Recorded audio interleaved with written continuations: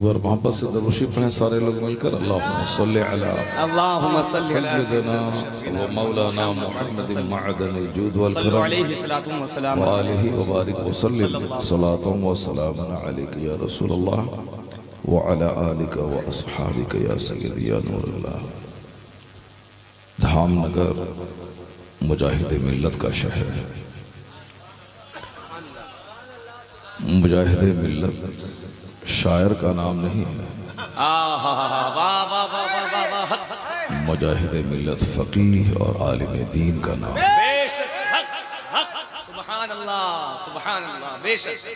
तो मुजाहिद मिल्लत के शहर में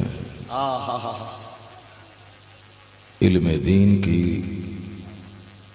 चहल पहल होनी चाहिए, ताकि पता चले कि हम किसी बहुत बड़े शायर के मुरीद नहीं हैं, बहुत बड़े पीर, बहुत बड़े फ़कीह, बहुत बड़े आलिम के मुरीद हैं। बेशक बेशक, सुभान अल्लाह सुभान अल्लाह।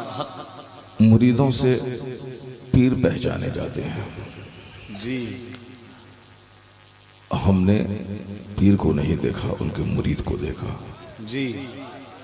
मुजाहिद मिल्लत को हमने नहीं देखा जी, हमने उनके मुरीदों को देखा।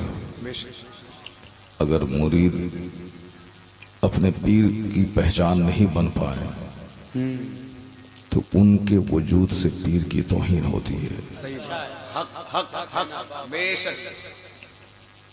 इसलिए आप लोग जिस मुजाहिद के शहर में रहते हैं वहां आप बुज़दिल नहीं बल्कि दिलेर बन के उस मुजाहिद फ़कीह के शहर में जाहिल नहीं बल्कि आलिम बन के रहिए। मुजाहिद के गांव में शायर नहीं बल्कि फ़कीह बन के रहिए। शायरी कम और हदीस कुरान सुनने वाला ज्यादा बन के रहिए। मुजाहिद मिल्लत ने पूरे हिंदुस्तान में इल्म कुरान को आम किया है और हदीस पाक पढ़ पढ़ के पूरे हिंदुस्तान के मुसलमानों में मसलक आला हज़रत का काम किया है। तो उड़ीसा में जहाँ मुजाहिद नहीं है वहाँ अगर मुशायरा हो तो चलेगा, मगर धामनगर में नहीं चलेगा। धामनगर में नहीं चलेगा, क्योंकि मुजाहिद मिल्लत बालासोर में नहीं पैदा हुए हैं। मुजाहिद मिल्लत केंद्रापड़ा में नहीं पैदा हुए हैं। मुजाहिद मिल्लत भुवनेश्वर में नहीं पैदा हुए। मुजाहिद मिल्लत धामनगर में पैदा हुए।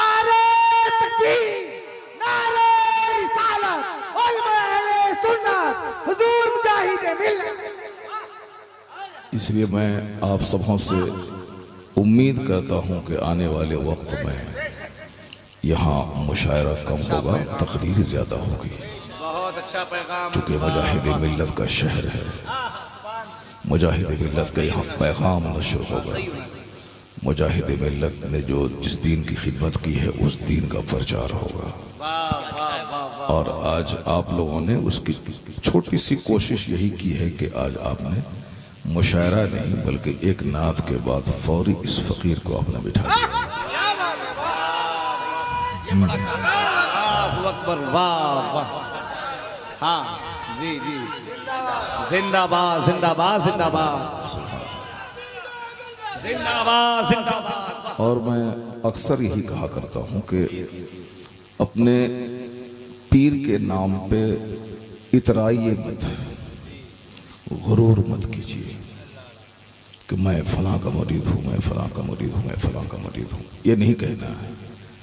अपना अखलाक, अपना किरदार इतना रोशन कर लेना है कि देखने वाला पूछे कि तुम किससे मुरीद हो।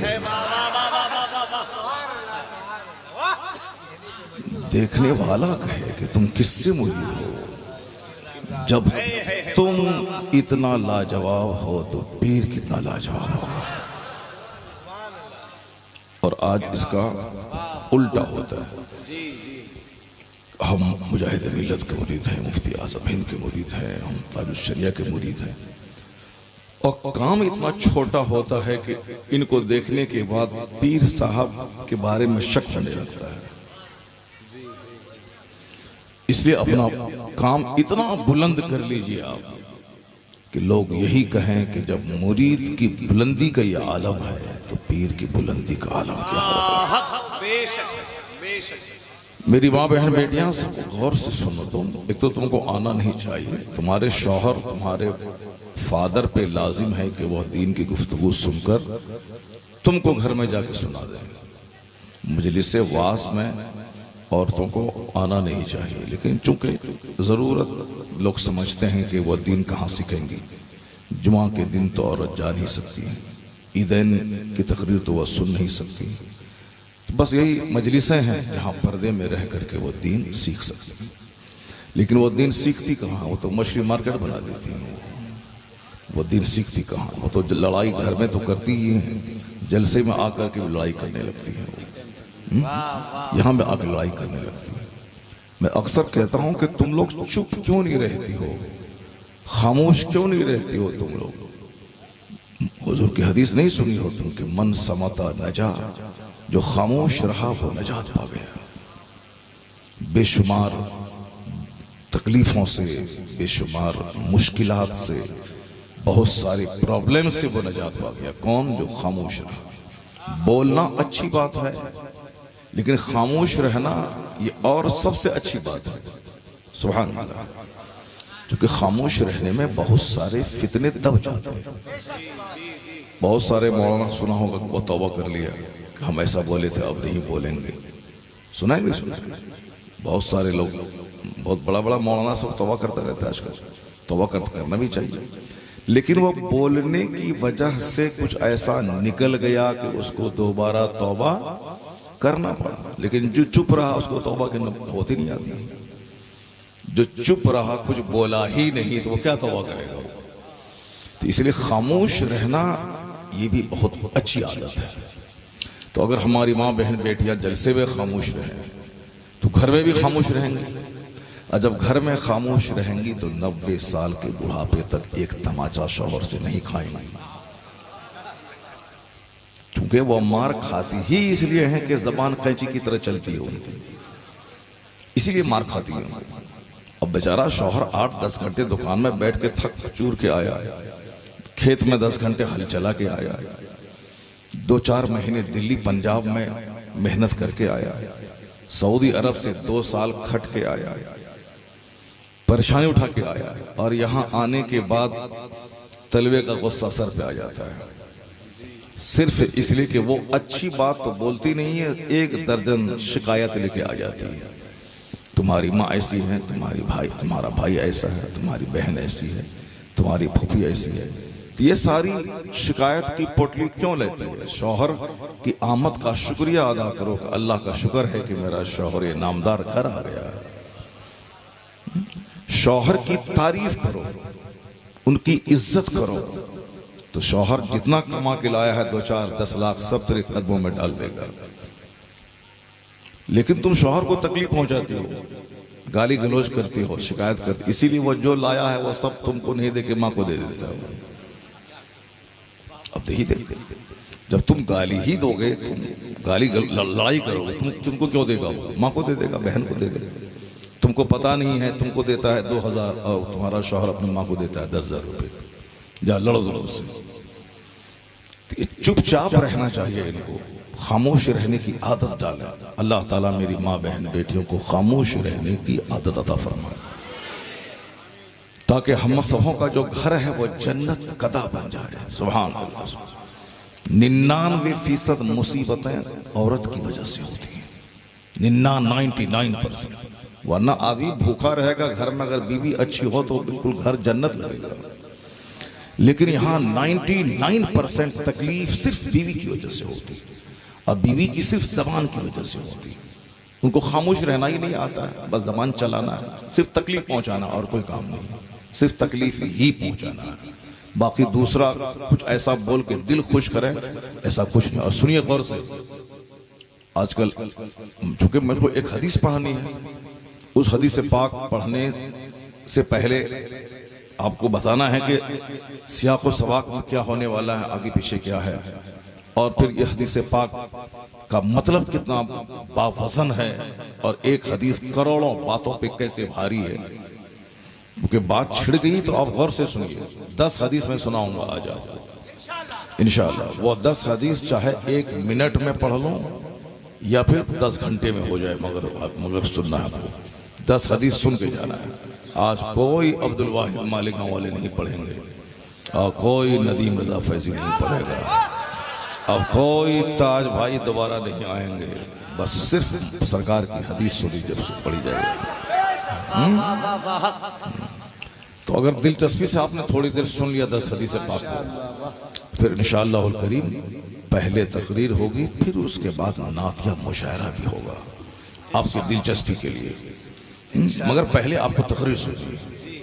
माशाअल्लाह ताज भाई हमारे बहुत जबरदस्त पढ़े। अजद रजा आएंगे, अजद रजा आएंगे, जरूर आएंगे। और जो उनको रोकने की कोशिश की है वो जरूर दुनिया से जाएंगे।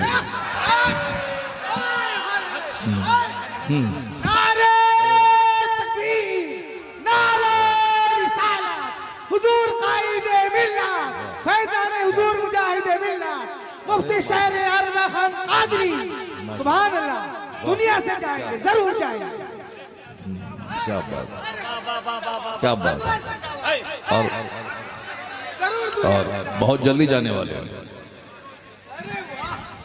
बहुत जल्दी जाने वाले हैं। इसलिए तो आप घबराए नहीं। अल्लाह ताला हमारे अजद मियां को 90 साल की उम्र अता फरमाए और एक बार नहीं धामनगर बार बार हुआ है इंशाअल्लाह। जहां हबीब मिल्लत मौजूद हों फिर क्या कहना है। सुभान अल्लाह, सुभान अल्लाह। हबीब मिल्लत जब तक जिंदा हैं धामनगर का सीधा कनेक्शन बरेली से जुड़ा रहेगा। बेशक, सुभान अल्लाह, सुभान अल्लाह। और हबीब मिल्लत को अल्लाह 100 साल की लंबी उम्र अता फरमाए। आमीन सुम्मा आमीन आमीन। अब वो अगर 100 साल के बाद चली भी जाएंगे तो हबीबी अपना रिश्ता बरेली से नहीं छोड़ेगा। माशाअल्लाह, माशाअल्लाह। अल्लाह तबारक व तआला धामनगर शरीफ की इज्जत को सलामत रखे। अब एक हदीस में सुनाता हूँ, उसको गौर से सुनिएगा। चूंकि हमारी माँ बहन की आवाज कान में आ गई और माँ बहन पे एक छोटा सा तबसरा हो गया, उस तबसरे पर एक हदीस होनी चाहिए। सरकार दो जहां का फरमान आलीशान है, सरकार लाजवाब है, सरकार की सारी बात लाजवाब है। यही वजह है कि हिंदुस्तान के लोग तो हुजूर को जानते ही हैं। मैं बताऊंगा आपको, एक ऋषिकांत चट्टोपाध्याय है जो गैर मुस्लिम, लेकिन पैगंबर आजम अलैहिस्सलाम की जिंदगी का जब मुताला किया तो वह कलमा पढ़ के मुसलमान हो गया और ये कहते हुए मुसलमान हुआ कि मैं क्यों मुसलमान हुआ हूं। ये दिल्ली में बकबक करने वाले लोग वो क्या जाने मुस्तफ़ा कौन है साहब, वो भुवनेश्वर और कलकत्ता में चिल्लाने वाले लोग वो क्या जाने मुस्तफ़ा क्या है, किनका नाम है। जो पढ़े लिखे लोग हैं, जो 10-10 हज़ार किताबों का मुताला किया है, वह लोग जानते हैं कि मुस्तफ़ा जाने रहमत कौन है। तो ऋषिकांत चट्टोपाध्याय ने कहा कि पूरी दुनिया में कोई एक शख्स ऐसा नहीं मिलता है जिनके बारे में पूरा डिटेल्स दुनिया वालों के सामने मौजूद हो। वो कहां थे, उनका बचपन कैसा था, उनकी जवानी कैसी थी, जिंदगी का आखिरी सांस उन्होंने कहां ली, प्राइवेट लाइफ उनकी कैसी थी, पब्लिक लाइफ उनकी कैसी थी, बैटल फील्ड में वो कैसे रहते थे, टेबल ऑफ एग्रीमेंट पे वो कैसे बैठते थे, और रहती दुनिया तक के लिए उपदेश देके कि एक अच्छा इंसान कैसे बने, और हर डायरेक्शन में मार्गदर्शन उन्होंने किया हो। कहा एक आदमी की पूरी लाइफ चांद से ज्यादा रोशन, कि इनका बचपन कैसा था, जवानी कैसी थी, और इनके आदात कैसे थे, इनके मामूलात कैसे थे, इनकी तालीमात कैसी थी। किसी की जवानी मालूम है तो बचपन का हाल मालूम नहीं है, किसी के बचपन का हाल मालूम है तो उनके आबा अजदाद का हाल मालूम नहीं है, किसी की किताब उनकी बात मालूम है तो उनकी जात के बारे में खबर नहीं है, मगर वो गैर मुस्लिम कहता है कि एक वाहिद आदमी प्राइवेट लाइफ से लेकर पब्लिक लाइफ तक जिंदगी की सारी बातें तारीख के वर्क में अगर महफूज है, वो तन्हा जात मोहम्मद अरबी अलैहिस्सलाम की है। उन्होंने कहा कि आई स्टडी, मैं मुताला किया इस पॉइंट पर, तो मैं फैसला लेने पर मजबूर हूं कि दुनिया का सबसे सुथरा, सबसे उजला, सबसे उज्जवल और सबसे ज्यादा रोशन जात मुस्तफा की है, तो उनकी बात भी सबसे ज्यादा रोशन है। तो दुनिया गवाह रहे कि ऋषि कांत कलमा पढ़कर उस मोहम्मद का गुलाम बन रहा है। बेशक बेशक। यही वजह है कि आज 1400 साल में इतने लोगों ने कलमा पढ़ा है। दुश्मनी बढ़ती गई, मुस्तफा के गुलामों की तादाद में इजाफा होता चला गया। मैं अभी अक्सर कहता हूं कि एक नाम मोहम्मद था जो बढ़कर घटा नहीं, वरना हर एक उरूज में पिन्हा सवाल है। सरकारे दो जहां के 4 लोगों ने सबसे पहले कलमा पढ़ा था। दुश्मनों ने कहा कि मैं इस्लाम मिटा दूंगा, 4000 लोगों ने कलमा पढ़ लिया। फिर दुश्मनी बढ़ी, कहा मैं इस्लाम मिटा दूंगा, 4 लाख लोगों ने कलमा पढ़ लिया। फिर दुश्मनों ने कमर कस के बोला इस्लाम मिटा दूंगा, 4 करोड़ लोगों ने कलमा पढ़ लिया। जरा जोर से बोलो सुभान अल्लाह, हाथ उठा के बोलो ला इलाहा इल्लल्लाह। आज हिंदुस्तान के सारे मुसलमान मायूस हैं, सबके चेहरे पे हवाइयां उड़ रही हैं, सब परेशान हैं अपने मुस्तकबिल के बारे में। मैं उस परेशानी को दूर करते हुए एक जुमला देना चाहता हूं। ये बिकाऊ मीडिया वाले जो कुछ भी बोला इस्लाम के खिलाफ, चाहे जितना प्रोपेगेंडा करें, कोई बात तो करना नहीं है, सिर्फ इस्लाम के खिलाफ ही बकवास करना है, करने दो। खबरदार, कोई चैनल नहीं देखना है तुमको, न आज तक देखना है, न 9 देखना है, न 18 देखना है, कोई चैनल नहीं देखना है। रमजान आने वाला है, इस रमजान के महीने में 5 खत्म कुरान सारा मुसलमान करेगा, और रात में और दिन में सिर्फ कुरान पढ़ेगा। टेलीविजन देखा तो दिमाग में शक पैदा होगा, और कुरान पढ़ा तो सीने में यकीन का नूर पैदा होगा। इसलिए आज जरूरत है कि हमारे सीने में जो यकीन है, मजहब इस्लाम हक है, अल्लाह हक है, हुजूर हक है, कुरान हक है, वो यकीन और पुख्ता होना चाहिए। अखबारात पढ़ेगा तो यकीन कमजोर होगा, टेलीविजन के चैनल देखेगा तो यकीन कमजोर होगा, काफिरों की तरह सेल्फी लेगा तो यकीन कमजोर होगा, और हमेशा इस इलेक्ट्रॉनिक मीडिया से लगा रहेगा, यकीन कमजोर होगा।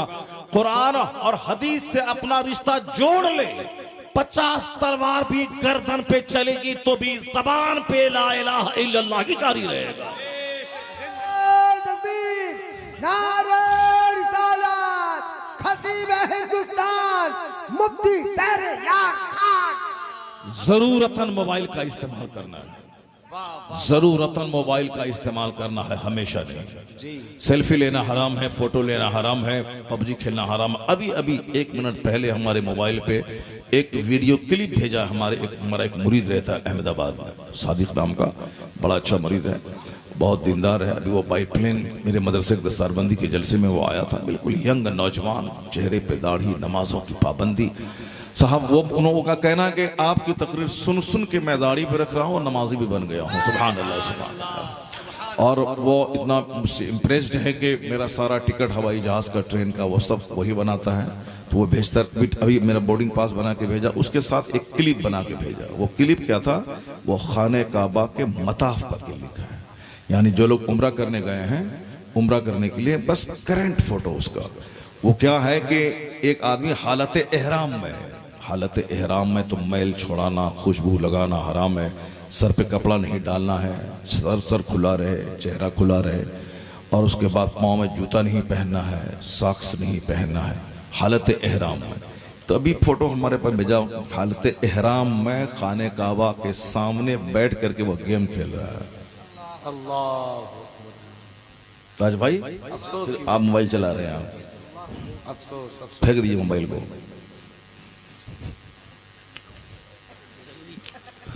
खाने काबा के सामने अभी बस 2 मिनट पहले मैं बैठा, पीछे बैठा, वो देखा क्लिप भेजा उसने, क्योंकि वो जानता है कि मौलाना साहब खराबियों के खिलाफ बोलते हैं, बुराइयों की इस्लाह करते हैं, हर खराबी पे नज़र रखते हैं, इसीलिए उसने भेजा हमको ताकि ये लोगों के सामने बयान करेंगे हालात कितने ख़राब हो गए कि खाने काबा के सामने बैठ के गेम खेल रहा हो, और वो भी हालत एहराम में खेल रहा है, हालत एहराम में खेल रहा है। किस कदर हालात ख़राब हो गए। और गुंबद खजरा के सामने लोग जाकर के फोन लगा करके अपनी बीवी से कहते हैं कि तुम वहां से सलाम करो हुजूर को, उसको कहिए कि बेहुदा तुम मदीना पहुंचा हुजूर के सामने तुम सलाम करेगा कि बीवी को सलाम करवा रहा है। ये वो आस्ताना है मुस्तफा का जहां जुनैद बुजुर्गों के सरदार सांस रोक के हाजिरी देते थे। अदब गाहे ज़ेरे आसमां अज़ अर्श नाजुक तर, नफस गुम करदा में आया जुनैद बायज़ीद जा। यानी अर्श के नीचे इस जमीन पर अदब की जगह है रोज़े रसूल, जहां बायज़ीद बुस्तामी और जुनैद बगदादी जैसे बुजुर्ग सांस रोक कर हाजिरी देते हैं कि सांस चलने की आवाज भी हुजूर के कान तक न पहुंचे। अल्लाहु अकबर, अल्लाहु अकबर। ये अदब था। और ये वहां खड़ा होके मोबाइल अपने घर में लगा के पीठ जाली की तरफ करके कहता है कि वहां से तुम सलाम भेजो। बदतमीज, पहले तुम तो सलाम भेजो, और तुमको जाना नहीं था मदीना, पहले अदब सीखते फिर मदीना जाते। इसलिए आला हजरत ने 70 साल पहले कहा था कि हरम की जमीन और कदम रख के चलना, अरे सर का मौका है वो जाने वाले। हरम की जमीन तो सर के बल चलने की जमीन है। अब वहां सेल्फी ले, इसीलिए मोबाइल को फेंक दे उठा के। जो मोबाइल मुझे बेअदब बनाए, जो मोबाइल मेरी बेटी को काफिरों के साथ भागने पर मजबूर करे, जो मोबाइल मेरी गैर मौजूदगी में मेरी बीवी को बदकार बना दे, जो मोबाइल हमारे बाल बच्चों को डीएम एसपी मौलाना मौलवी नह बना के लुच्चा लफंगा आवारा बना दे, जो मोबाइल कितने मुस्तकबिल के बड़े बड़े सितारों को जमीन में धंसा दे, तबाह बर्बाद कर दे, जो मोबाइल सलमान अजहरी जैसे खतीबों को जेल के सलाखों के पीछे डलवा दे, उस मोबाइल का सिर्फ सही इस्तेमाल करना है। गलत इस्तेमाल करेगा तो दुनिया भी तबाह होगी और दीन भी तबाह हो जाएगा। मस्जिद में जुमा के दिन लोग मोबाइल चलाते हैं, और ये मोबाइल चलाने की आदत इस कदर शराब से ज्यादा, शराब के नशे से ज्यादा खतरनाक आदत मोबाइल चलाने की हो गई है। स्टेज पर बैठ के लोग मोबाइल चलाते हैं, इधर हदीस की सुनाई जा रही, उधर मोबाइल चला रहे हैं। जुमा के दिन मैं कानपुर के एक मस्जिद में खिताब कर रहा था, और सामने एक बंदा बैठ के मोबाइल चला रहा।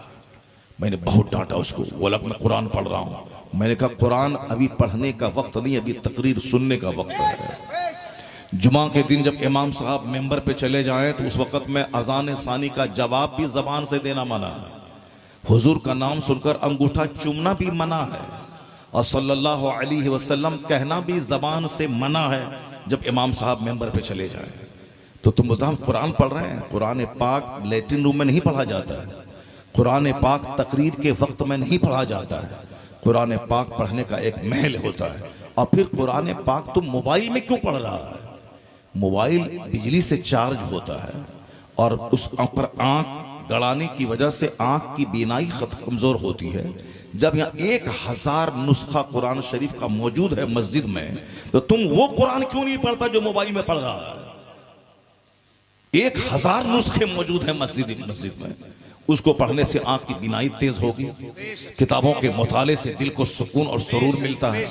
ये मोबाइल चला रहा है, मोबाइल में बिजली भी खर्च हो रही है, और आंख उस इलेक्ट्रिकल स्क्रीन पे आंख है, उससे आंख की बीनाई भी कमजोर होती है। तो जो नुकसान वाला काम है वही करना है, और जो फायदे वाला काम है वो नहीं करना है। मस्जिद में बैठ के मोबाइल, रोज़े रसूल पे मोबाइल, अभी दिखलाया ना खाने काबा के ठीक सामने खाने काबा, उसके सामने बैठ करके चला रहा है मोबाइल। वो कुरान भी नहीं पढ़ रहा है, गेम खेल रहा है, बिल्कुल साफ साफ दिखाई पड़ रहा है, हाथ में मोबाइल है और वो कौन सा गेम खेल रहा है, बिल्कुल सब कुछ इसमें कैमरा में मौजूद है।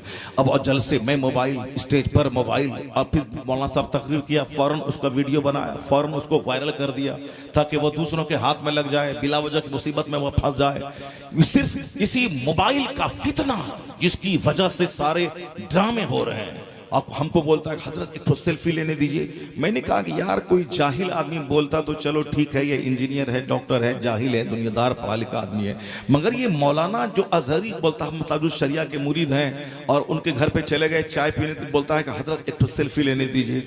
अब 2 दिन के अंदर में इस कदर मैंने लोगों से मना किया और इतनी तकलीफ अंदर से होती है कि मौलाना साहब लोग ये कहते हैं कि हमको सेल्फी लेने दीजिए, एक फोटो ले लें, और ये दूसरों को मोबाइल देता है और यह मेरे साथ बैठ जाता है, बोलता है तुम फोटो लो वहां से, वह दूसरे को दिखाएगा देखिए मौलाना शहर साहब कहता है हमने फोटो लिया है। क्यों तमाशा कर रहा है? यह सारा तमाशा इसीलिए है कि इस्लाम समझ नहीं रहा है। जिस दिन इस्लाम समझ गया तो तमाशे से नफरत होगी, जिक्र और दुरूद से मोहब्बत पैदा हो जाएगी। तुम्हारे पैगंबर ने क्या कहा है? सरकार दो जहां ने यह फरमाया है कि मिन हुस्न इस्लामिल मर तरकहु माला यानी। इस हदीस से पाक को हर मदरसे की दीवार में, हर मस्जिद की दीवार में, हर मुसलमान के घर में यह हदीस पाक लिखी जानी चाहिए और वहां रहनी चाहिए लिखी हुई यह हदीस, ताकि नजर रोजाना उस पर पड़े। क्योंकि आदमी का सीना इतना ढेर, इतना पत्थर, इतना संग दिल लोग हो गए हैं। पहले एक नसीहत का जुमला 50 साल तक याद रहता था, लेकिन आज आदमी अभी सुनता है 2 मिनट के बाद भूल जाता है। जलसा खत्म हुआ, उनसे पूछा जाए कि मौलाना साहब ने क्या क्या कहा था, किसी को मालूम नहीं। वो तो अक्का दुक्का कोई दीवाना होता है जिसको पूरी तकरीर याद रहती है। अभी मैं 5 दिन पहले बरेली शहर में दस्तरबंदी के जलसे में था। एक पुलिस का मेजर जनरल मेजर था वो, जिसका मकान पूना में भी है, बरेली में भी है, उसकी बेटी MBBS डॉक्टर है, वो साहब बड़ोदरा में है। वो हम कब जाने उसको, सामने वो मजलिस में बैठा हुआ था। दूसरे दिन मैं रात ही में निकल गया बरेली से दिल्ली एयरपोर्ट के लिए। एयरपोर्ट पे जब मैं पहुंचा हूं टर्मिनल 2 पे, तो वो भी मेरे सामने खड़ा हमको देख रहा था गौर से। कहता हजरत आप ही तकरीर कर रहे थे रात में वहां फाइट के लिए बरेली में। मैंने कहा फिर आप कहाँ थे? कहा मैं भी तो सामने बैठा हुआ तकरीर सुन रहा था और मुझको भी फ्लाइट पकड़नी थी, इसीलिए मैं आ गया, रात में वहां से चला, मैं आ गया। अब वो हमारे पास बैठ करके चूंकि बहुत खुश हुआ था, बहुत अच्छी तकरीर उसको सुनने को पहली बार मिली थी इस्लाम और साइंस के टॉपिक पर, वो बहुत देर तक बैठा रहा। अब मुझको ही मेरी पूरी तकरीर वो सुनाता रहा। माशाअल्लाह, सुभान अल्लाह। कहा साहब आपने ये कहा कि मेगा टेट तेजासेन थाईलैंड यूनिवर्सिटी का प्रोफेसर किस आयत को सुनने के बाद वो कलमा पढ़ा। आपने ये कहा था कि हाफिज कारी आलिम को साथ साथ में इंजीनियर भी बनना चाहिए, डॉक्टर भी बनना चाहिए, अंग्रेजी जबान पर पूरी महारत भी होनी चाहिए। और आपने साहब अपनी कहानी बताई थी और आपने वो कहानी बताई थी, आपने वो हदीस पाक पढ़ी थी। मेजर जनरल पुलिस का रिटायर्ड मेजर है, उसने कहा कि मैं मेजर हूं, मैं रिटायर किया हूं पूना में, मैंने वहां घर भी खरीद लिया है और कुछ कारोबार भी शुरू कर दिया है बिल्डिंग का, मैं वहीं जा रहा हूं, फिर परसों मुझको बड़ोदरा आना है, 1 तारीख को मैं पूना जाने वाला हूं, आप मुझको फोन कीजिएगा, मैं आपसे मिलूंगा, अल्लाह ने बहुत मुझको दिया है।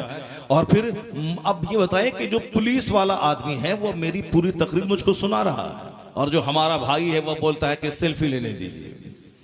जो हमारा भाई है पढ़ा लिखा ये बोलता है सेल्फी लेने दी। वो मेजर नहीं बोला सेल्फी लेने दी, वो पुलिस नहीं बोला कि जरा सेल्फी ले ले आपकी। और जो मौलाना साहब आपको बुलाया था वो मेरा दोस्त है और हम उनको बोलेंगे कि अब मौलाना साहब से मुलाकात हमारी मेट्रो ट्रेन और दिल्ली एयरपोर्ट टर्मिनल 2 पे हो गई थी।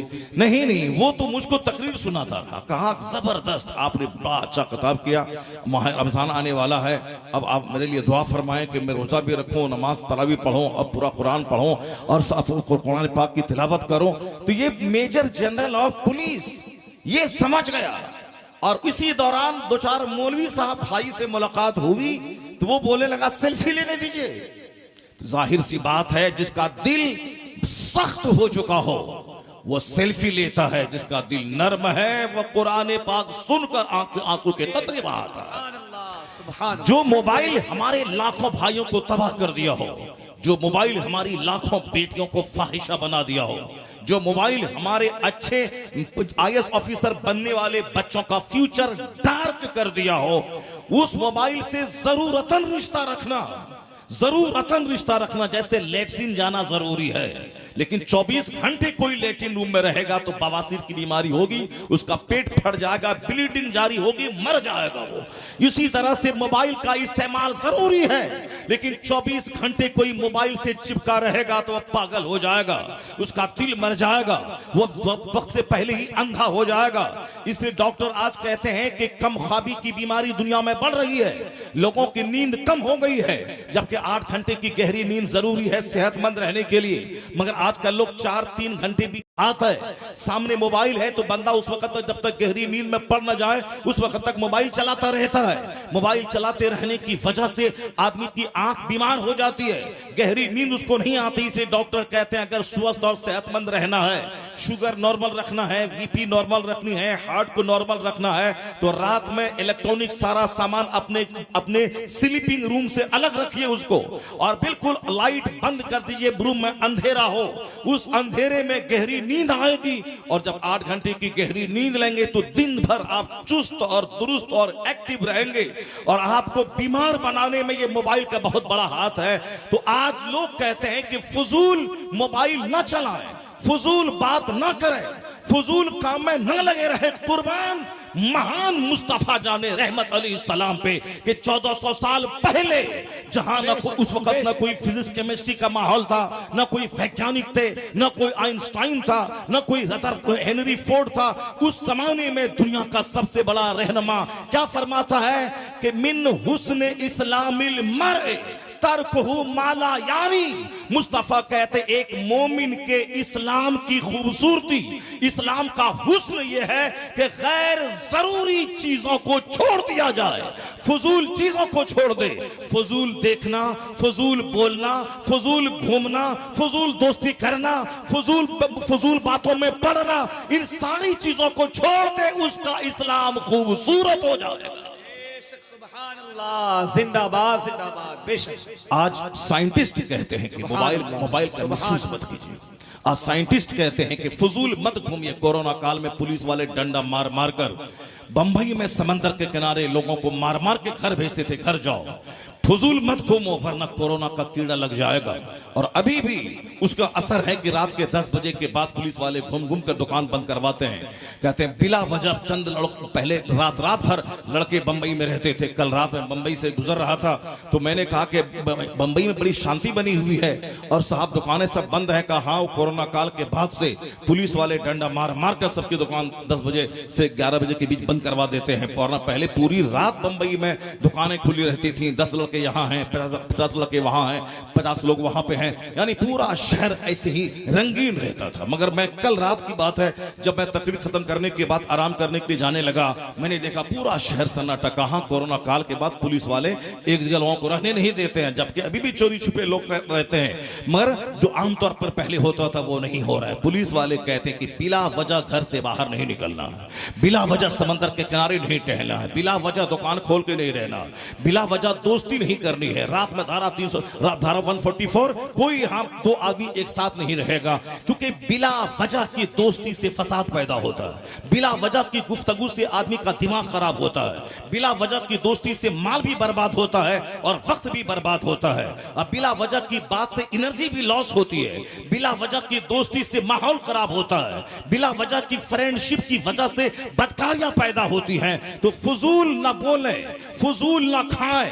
अभी जब लोग बीमार पड़ने लगे तो डॉक्टर कहते हैं बर्गर खाओगे मर जाओगे, चाउमीन खाओगे सेहत तबाह हो जाएगी, क्योंकि बर्गर खाने वाले को हार्ट की बीमारी ज्यादा हो रही है, चाउमीन खाने वाले को हार्ट की बीमारी ज्यादा हो रही है। डॉक्टर कहते हैं कि इटालियन फूड छोड़ दे, चाइनीज फूड छोड़ दे, ये सारे फूड जो जंक फूड हैं, जो सड़क के किनारे लोग लगाए रहते हैं, 10 तरह का मसाला है, अब उसमें बर्गर है तो चाउमीन है और न जाने क्या क्या सब बन के लोग खाते रहते हैं। वहां पे वही तेल है, दिन भर से वही चल रहा है, लोग खाते हैं, लोगों का पेट खराब हो रहा है, बिनाई खराब हो रही है, हार्ट की बीमारी हो रही है, लोग परेशान हो रहे हैं। डॉक्टर कहते हैं कि सबसे पहले आप फजूल चीजें छोड़ दें, फजूल खाना छोड़ दें, सिर्फ रोटी खाएं और दाल खाएं, चावल खाएं और हरी सब्जी, ग्रीन सब्जी खाएं, हरी सब्जी खाएं। ज्यादा गोश्त भी मत खाएं, वो हमेशा गोश्त खाने की चीज नहीं है, गोश्त कभी कभार खाएं, मगर हमेशा सब्जी खाएं, हमेशा दाल खाएं, हमेशा चावल खाएं, हमेशा रोटी खाएं, फजूल खाना मत खाएं। आजकल फजूल खाने ही बच्चे खाते हैं। लोग कहते हैं कि डॉक्टर साहब हमारे बच्चे रोटी नहीं खाते हैं, हमारे बच्चे चावल नहीं खाते, क्या खाते हैं साहब? चॉकलेट खा रहे हैं, बर्गर खा रहे हैं। ए लड़का, ए लड़का, बैठो बैठो बैठो। बदतमीज कहीं का, भाग रहा है, लगता है नाच नाच देखने के लिए आया था यहाँ। ये हमारे बच्चों को जब तक ये काफिर काटेंगे नहीं, मारेंगे नहीं, इसकी लाश सड़ेगी नहीं, उस वक्त तक ये मजलिसों की कद्र नहीं करेंगे। जबकि इतने मर रहे हैं, सड़ रहे हैं, काट रहे हैं, लोग परेशान कर रहे हैं, गाली दे रहे हैं, उसके बावजूद भी शर्म नहीं आती लोगों को कि हम मजहबी बन जाए, हम हदीस कुरान के मानने वाले बन जाए। कल अगर कोई काफिर तुझको काट दिया और तेरे मुंह में रही शराब, तो सीधे जहन्नम जाएगा। अगर कल कोई काफिर तुझे रास्ते में काट दिया और मुंह में है खैनी और गुटखा, तो कलमा भी नहीं पड़ेगा। और जब ये मार काट का माहौल पैदा दुनिया में हो गया है, कभी भी यहूदी का बम गिर सकता है, कभी भी कोई काफिर मॉब लिंचिंग करके तुझको मार सकता है। अभी तो बहुत बड़े बड़े लोग जेल में हैं, बड़े बड़े लोग मार खा रहे हैं, सड़क में लोग महफूज नहीं हैं, ट्रेन में महफूज नहीं है, प्लेन में महफूज नहीं है। आज अरब ममालिक में लोग महफूज नहीं है, लोग मुल्क शाम में है, मगर एक ड्रोन तैयारा जाके निशाना बना के वहां घर में लोगों को मार रहा है। जब मौत इतनी सस्ती हो गई है और फिर एक तरफ तो बम गिर रहा है, मॉब लिंचिंग हो रही है, लोग मार रहे हैं, और दूसरी तरफ खतरनाक बीमारी हो रही है। अचानक 18 साल का जवान फैक्ट्री गया था, चक्कर आया, गिरा और मर गया। कोई जिम में जा रहा है, वहां एक्सरसाइज कर रहा, चक्कर आया, मर गया। जब मौत इतनी सस्ती हो गई है बंदे, तो फिर क्यों न तुम अपने आप को जहन्नम में डाल रहा? जब मौत सस्ती हो गई तो मरने के लिए तैयार रह, तो इबादत कर, जबान पे कलमा जारी रख, जबान को सिगरेट से पाक रख, जबान को गुटखा से पाक रख, जबान को फजूल बातों से पाक रख, और कलमा पढ़ता रह। अगर इस हालत में मर गया तो सीधे जन्नतुल फिरदौस में मुस्तफा के पड़ोस में पहुंच जाए।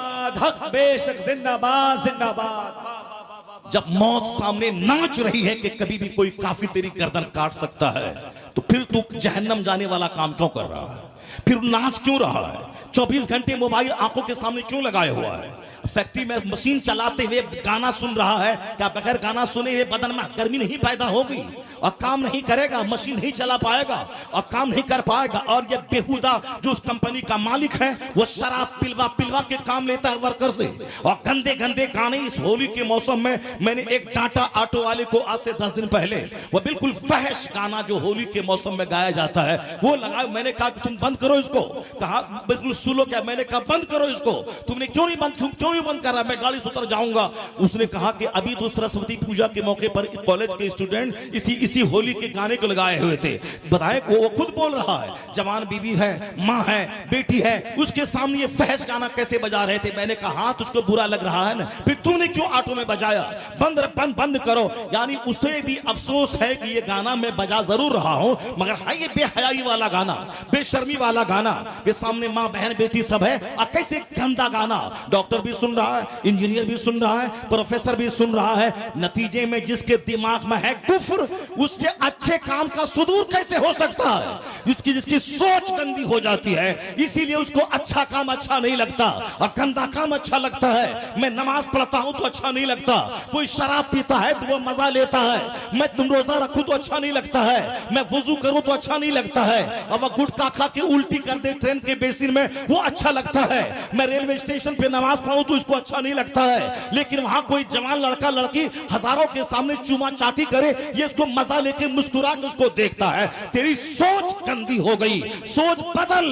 जब नमाजी बढ़ेंगे तो बुराई घटेगी, नेकियों के माहौल में इजाफा हो जाएगा।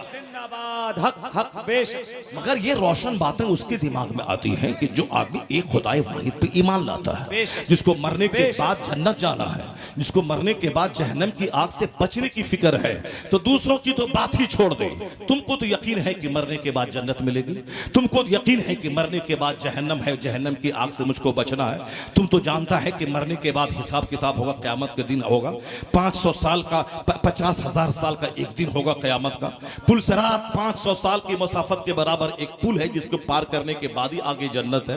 बाल से ज्यादा बारीक, तलवार से ज्यादा तेज है। वो इंजीनियर डॉक्टर है, वो हंसी मजाक उड़ाता है इस कानून का, वो जाने। लेकिन तुम मोमिन है, मोमिन बनने के लिए जरूरी है कि बंदा बोले कि अल्लाह एक है, बंदा कहे कि सारे पैगंबर हक हैं, बंदा बोले कि मरने के बाद जन्नत और जहन्नम हक है। क़यामत का दिन जो रोज़े जज़ा है, फैसला का दिन, वो हक है। अगर कोई बोले कि मरने के बाद कुछ नहीं होता है तो मुसलमान ही नहीं रहेगा। अगर कोई बोले कि जन्नत जहन्नम है कि नहीं है, कौन देखा है, तो मुसलमान ही नहीं रहेगा। विश्वास करना होगा जैसे ये दुनिया है, ये रात है, ये आसमान है, ये ज़मीन है, मैं जिंदा हूँ, मैं भी जवान हूँ, मैं मर जाऊंगा, मेरे बाप दादा थे वो मर गए, यह फैक्ट है। उसी तरह ये भी फैक्ट है कि इस दुनिया के बाद एक और बड़ी दुनिया है, जिसके सामने यह दुनिया एक पानी का कतरा है और आखिरत एक अपार समंदर है। ये छोटी सी जलील दुनिया में रोजी हासिल करने के लिए 18 घंटे तुम लगा देता है। ये दुनिया जो समंदर के सामने एक कतरा पानी के लिए, उसके बराबर 25 साल तू कॉलेज स्कूल में पढ़ता है, फिर 25-30 साल तक 5-5 घंटे की नौकरी करता है। अगर डीएम भी बन गया तो अपना वतन छोड़ के केरला में, केरला वाला बिहार और उड़ीसा में आके वह डीएम की नौकरी करता है, पूरे 24 घंटे की नौकरी करता है। ये दुनिया का 100 साल 1 सेकंड है और एक समंदर के सामने एक कतरा पानी की मानिंद है। तो एक कतरा पानी के लिए 30 साल पढ़ना और 30 साल नौकरी करना और पूरे शहर में मारे मारे फिरना और अपनी पूरी एनर्जी 2 रोटी हासिल करने के लिए, छोटा सा घर बनाने के लिए लगा देना, और जहां मरने के बाद खरबों साल रहना है, जहां अरबों साल रहना है, जहां का एक दिन 50,000 साल के बराबर होगा। ये बता वहां के बारे में तू क्यों नहीं सोचता, वहां के बारे में क्यों नहीं फिक्र करता? जब दुनिया का छोटा सा घर बनाने के लिए 8 घंटे लगाता है, उस जन्नत को हासिल करने के लिए 24 घंटे लगाना चाहिए। लेकिन इस्लाम तुझसे 24 घंटे का मुतालबा नहीं करता है। इस्लाम कहता है 10 मिनट फजर में निकाल दे, फिर जोहर में 15 मिनट निकाल दे, असर में 5 मिनट निकाल दे, मगरिब में 10 मिनट निकाल दे, ईशा में 25 मिनट निकाल दे। 8 घंटे तू दुकान में बैठ, 1 घंटा तू खुदा के लिए मस्जिद में निकाल दे। तू 1 घंटा निकाल, अल्लाह खरबों साल की जन्नत तेरी तकदीर में लिख देगा। बेशक जिंदाबाद, नारे तकबीर, नारे रिसालत। वाह वाह वाह वाह वाह वाह वाह। किस कदर अहमकाना काम है। एक आरजी और जलील सी दुनिया के लिए सारी एनर्जी बंदा लगा रहा है, सारी भाग दौड़, सारी मेहनतें इस आरजी और जलील सी दुनिया के लिए। जैसे मैंने खूब मेहनत की, एक छोटा सा घर बनाया, घर जब तैयार हो गया, मर गया, अब चले गए कब्र में। ये बताएं किस आए दिन ये नजारे सबको सब सारे लोग देखते हैं। मैं अक्सर कहता हूं, अभी मैं गया था कुछ साल पहले उदयपुर गया था, वहां इसी तरह की तकरीर जब मेरी हुई तो कहा किसी ने आपको कुछ कह दिया था क्या? मैंने कहा कोई नहीं कहा था। कहा जिस जो कहानी आप सुना रहे थे, एक इंजीनियर इस शहर में था, वो नमाज तक नहीं पढ़ता था, जुमा भी कभी कभार पढ़ता था, ईदैन में कभी कभार जाता था, सिर्फ पैसे की आपकी भूख उसको सवार थी। तनख्वाह मिलती थी जो 50-60 हजार रुपए, वो उसके अलावा कई लाख रुपए महाना कमाता था चोर दरवाजे से। या अब जाहिर सी बात है, जो एग्जीक्यूटिव इंजीनियर होता है उसके जिम्मे बहुत सारे काम होते हैं, और फिर दूसरों से रिश्वत ले ले करके बहुत शानदार घर करोड़ों का बनाया था। पूरे शहर में चर्चा का विषय था उसका मकान, उसके डोर्स, उसके विंडोज, उसके साहब रंग पेंट कलर, साहब मोज़ेक टाइल्स, मार्बल, ग्रेनाइट, ये सब देखने के लोग आते थे। कई साल से मकान बन रहा था, लोग मकान देखने आते थे। चूंकि मुसलमान था, मुसलमान तो देखने आते भी थे, चूंकि शहर में एक कीमती घर बन रहा था, दूसरे लोग भी घर देखने आते थे। और ये ना मस्जिद का था, ना नमाज का था, ना रोजे का था, बस सिर्फ एक नाम था मुसलमान का। मुसलमान घर में पैदा हुआ है, इंजीनियर सलीम है, इंजीनियर फला है, था, वो आता था। लेकिन जब घर बन के तैयार हो गया, घर बन के तैयार हो गया, अब इनॉग्रेशन होने वाला, इफ्तिताही तकरीब होने वाली है, अपने दोस्त अहबाब फ्रेंड नेता चोर दारोगा लुच्चे लफंगे सबों को बुलाना है। अब उसका इफ्तिताह होने वाला, इफ्तिताह से ठीक 4 दिन पहले उसका देहांत हो गया। यानी घर के इफ्तिताह भी नहीं समझते हो आप, घर की इनॉग्रेशन सेरेमनी, यानी जिस घर में प्रवेश, अब वो घर में दाखिल होने वाला था, नए घर में, उसमें दाखिल होने से 4 दिन पहले वो मर गया। पूरे शहर के लोग आश्चर्यचकित हो गए, सब दम बखूद हो गए, ये क्या हो गया? इन्होंने कई बरस से मकान बना रहा था, मकान बना, एक जबरदस्त बड़े मकान का सपना देखा था, उसको साकार कर रहा था। मकान उधर बना और ये कब्रिस्तान चल दिया। कहां चला? मिट्टी के नीचे दफन हो गया। सारा शहर अश्कबार हो गया, अपने बारे में फिक्रमंद हो गया। लोग प्लान बड़ा लंबा बनाते हैं, मकान तो रह गया, उनकी बीवी उनके बच्चे, छोटे छोटे बच्चों के लिए उनके हिस्से में क्या आया? उनके हिस्से में वो रिश्वत जो हराम है, ये हराम का गुनाह उसके जिम्मे रहा, झूठ का गुनाह उसके जिम्मे रहा। वो जो एक वक्त की नमाज छोड़ना हराम और गुनाह कबीरा है, फजर ज़ोहर असर मगरिब इशा पांचों टाइम मिल के नमाज है, एक वक्त की नमाज छोड़ना हराम और गुनाह कबीरा है। जैसे शराब पीना हराम, जिना करना हराम, चोरी करना हराम, सूद खाना हराम, उसी तरह नमाज छोड़ना हराम है, बड़ा गुनाह है। नमाज छोड़ना हराम, नमाज पढ़ना चूंकि सबसे बड़ा फर्ज है। हज सब पर फर्ज नहीं है, माल वाले पर। ज़कात सब पर फर्ज नहीं है, माल वाले पर। मगर नमाज अमीर, गरीब, औरत, मर्द, जवान, आकिल, बालिग, शहरी, देहाती सब पर फर्ज है। और चाहे खड़ा ना हो तो बैठकर, बैठ ना सके तो लेटकर, लेट ना सके तो इशारे से, किसी हालत में माफ नहीं है। और अल्लाह का कलाम जो कुरान है, उस कुरान में सबसे ज्यादा चर्चा अगर हुआ है इबादत के बारे में तो नमाज का चर्चा हुआ है, सबसे ज्यादा नमाज का चर्चा है। और हदीस पाक में नमाज छोड़ने की जो मुज़म्मत आई है, उसके बारे में मुस्तफा का एक आखिरी कौल है कि बेनमाजी का हश्र फिरौन के साथ में होगा, घटिया काफिर फिरौन के साथ होगा, हमान के साथ होगा, उमैया इब्ने खल्फ के साथ होगा, कारून के साथ होगा। 4 काफिरों का नाम हुजूर ने लिया है, फिरौन, हमान, कारून, उमैया इब्ने खल्फ। इन चारों घटिया काफिरों के साथ बचाने के लिए, चूंकि ज़कात जब इसके बारे में जब आपने कहा उसको लगा के करोड़ों ज़कात में निकल जाएगा, तो अब बेहतर रास्ता सोचा कि मूसा अलैहिस्सलाम पे इल्जाम लगा दें ताकि इसी को लोग दलील समझ लें, माज़अल्लाह, फिर हम पर ज़कात के बारे में वो नहीं बोलेंगे, सारा माल मेरा बच जाएगा। अल्लाह रब्बुल इज्जत ने ऐसा दलील किया उस बदतमीज को कि जिस औरत को बहला फुसला के इल्जाम लगाने लाया था, वो औरत साफ साफ बयान कर दिया मजलिस में कि हमें इसने बहला फुसला कर मूसा अलैहिस्सलाम पे गलत इल्जाम लगाने के लिए पैसा देके मुझको तैयार किया है। मूसा अलैहिस्सलाम इस इल्जाम से बरी है, यानी सबके सामने मूसा अलैहिस्सलाम की बरात जाहिर हुई। उसके बाद जनाब मूसा को जलाल आया, उसकी तरफ कहरो खसब से देखा। अल्लाह रब्बुल इज्जत से कहा, इलाही इसे तू जलील कर दे। अल्लाह ने कहा, मैंने जमीन तेरे हवाले किया। जनाब मूसा अलैहिस्सलाम ने जमीन से कहा, जमीन तुझसे निगल ले। कारून को जमीन ने निगल लिया, वो जमीन में धंसता चला गया। मालो असबाब को देखने लगा कि मेरे सारे माल पे मूसा कब्जा कर लेंगे। जनाब मूसा अलैहिस्सलाम ने सारे माल की तरफ देखा कि तू भी उसके साथ धंस जा। सारा खजाना कारून के साथ जमीन में धंस गया और कयामत तक वो धंसता रहेगा, क्योंकि कारून को माल की मोहब्बत ने काफिर बनाया था। कारून पहले तौरात का बेहतरीन कारी था, जैसे कुरान का कारी होता है। तो तौरात मूसा अलैहिस्सलाम पे नाजिल हुई वो किताब, जनाब ईसा अलैहिस्सलाम पे इंजील नाजिल हुई वो किताब, जबूर जनाब दाऊद अलैहिस्सलाम पे। तो मूसा अलैहिस्सलाम पे जो किताब नाजिल हुई थी तौरात, उस किताब का बेहतरीन कारी था कारून। बहुत अच्छी किरात करता था। पहले ईमान लाया था, फिर किरात भी करता था, लेकिन माल की मोहब्बत ने उसे काफिर बना दिया। जनाब मूसा अलैहिस्सलाम पे इल्जाम लगाने पर मजबूर किया। ये माल भी उतनी अच्छी चीज नहीं है जिस माल के चक्कर में तुम पड़ रहा है। ये दुकान हो जाए, वो दुकान हो जाए, ये जमीन हो जाए, वो जमीन हो जाए, ये घर हो जाए, वो मॉल हो जाए। ये वो माल है जिसने फिरौन को काफिर बनाया। ये वो माल है जिसने कारून जो तौरात का कारी था उसे क़यामत तक जमीन में धंसा दिया। यही वह दौलत है जो अबू जहल को अपनी जिद पे अड़ा रहने पे मजबूर किया। यही वह दौलत और हुक्मरानी की चाहत है जिसने यजीद जैसे सहाबी के बेटे को अहले बैत का दुश्मन और कातिल बना दिया, जहन्नमी बना दिया।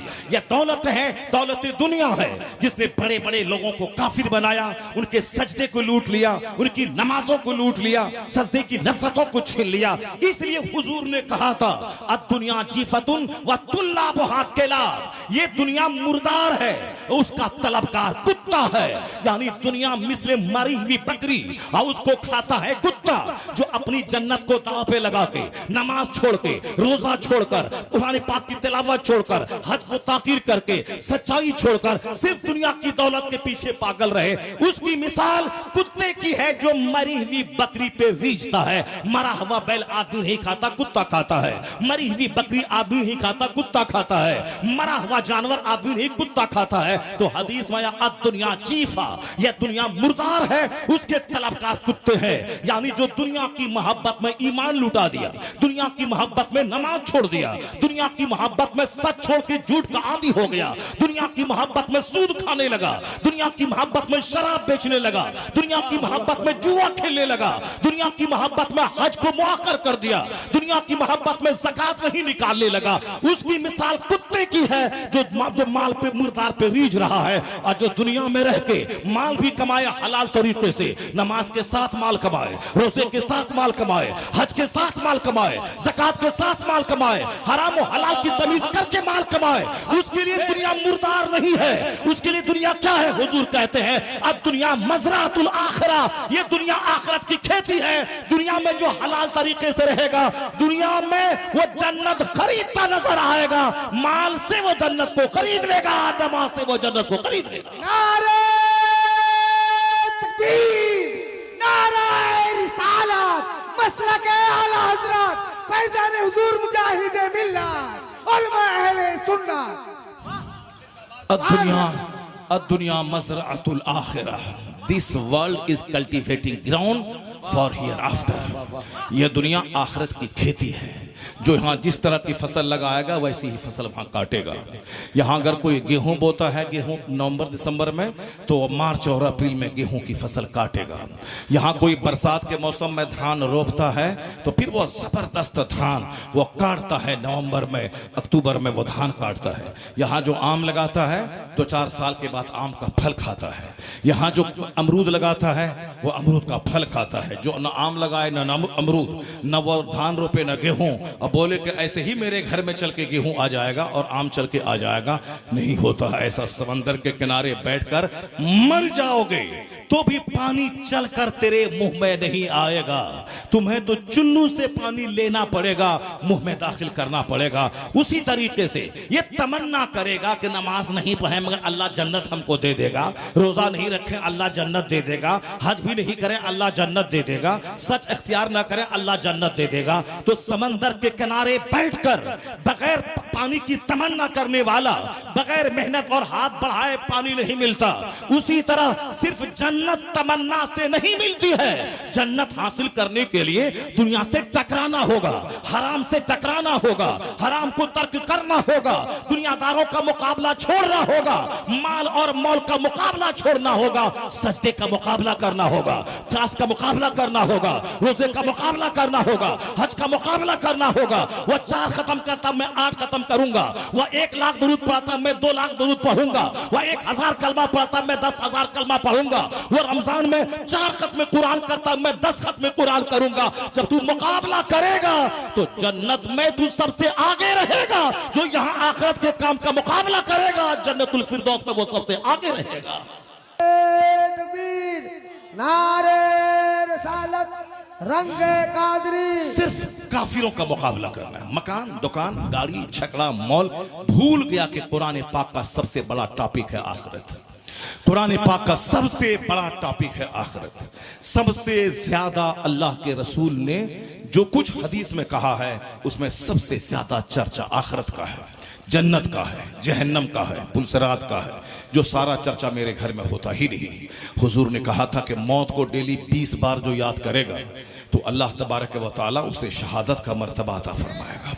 20 बार मौत को याद करने का मतलब यह हुआ कि उनके दिल से तमन्नाएं खत्म हो जाएंगी, उनके दिमाग में ढेर दिन दुनिया में रहने की तमन्ना खत्म हो जाएगी।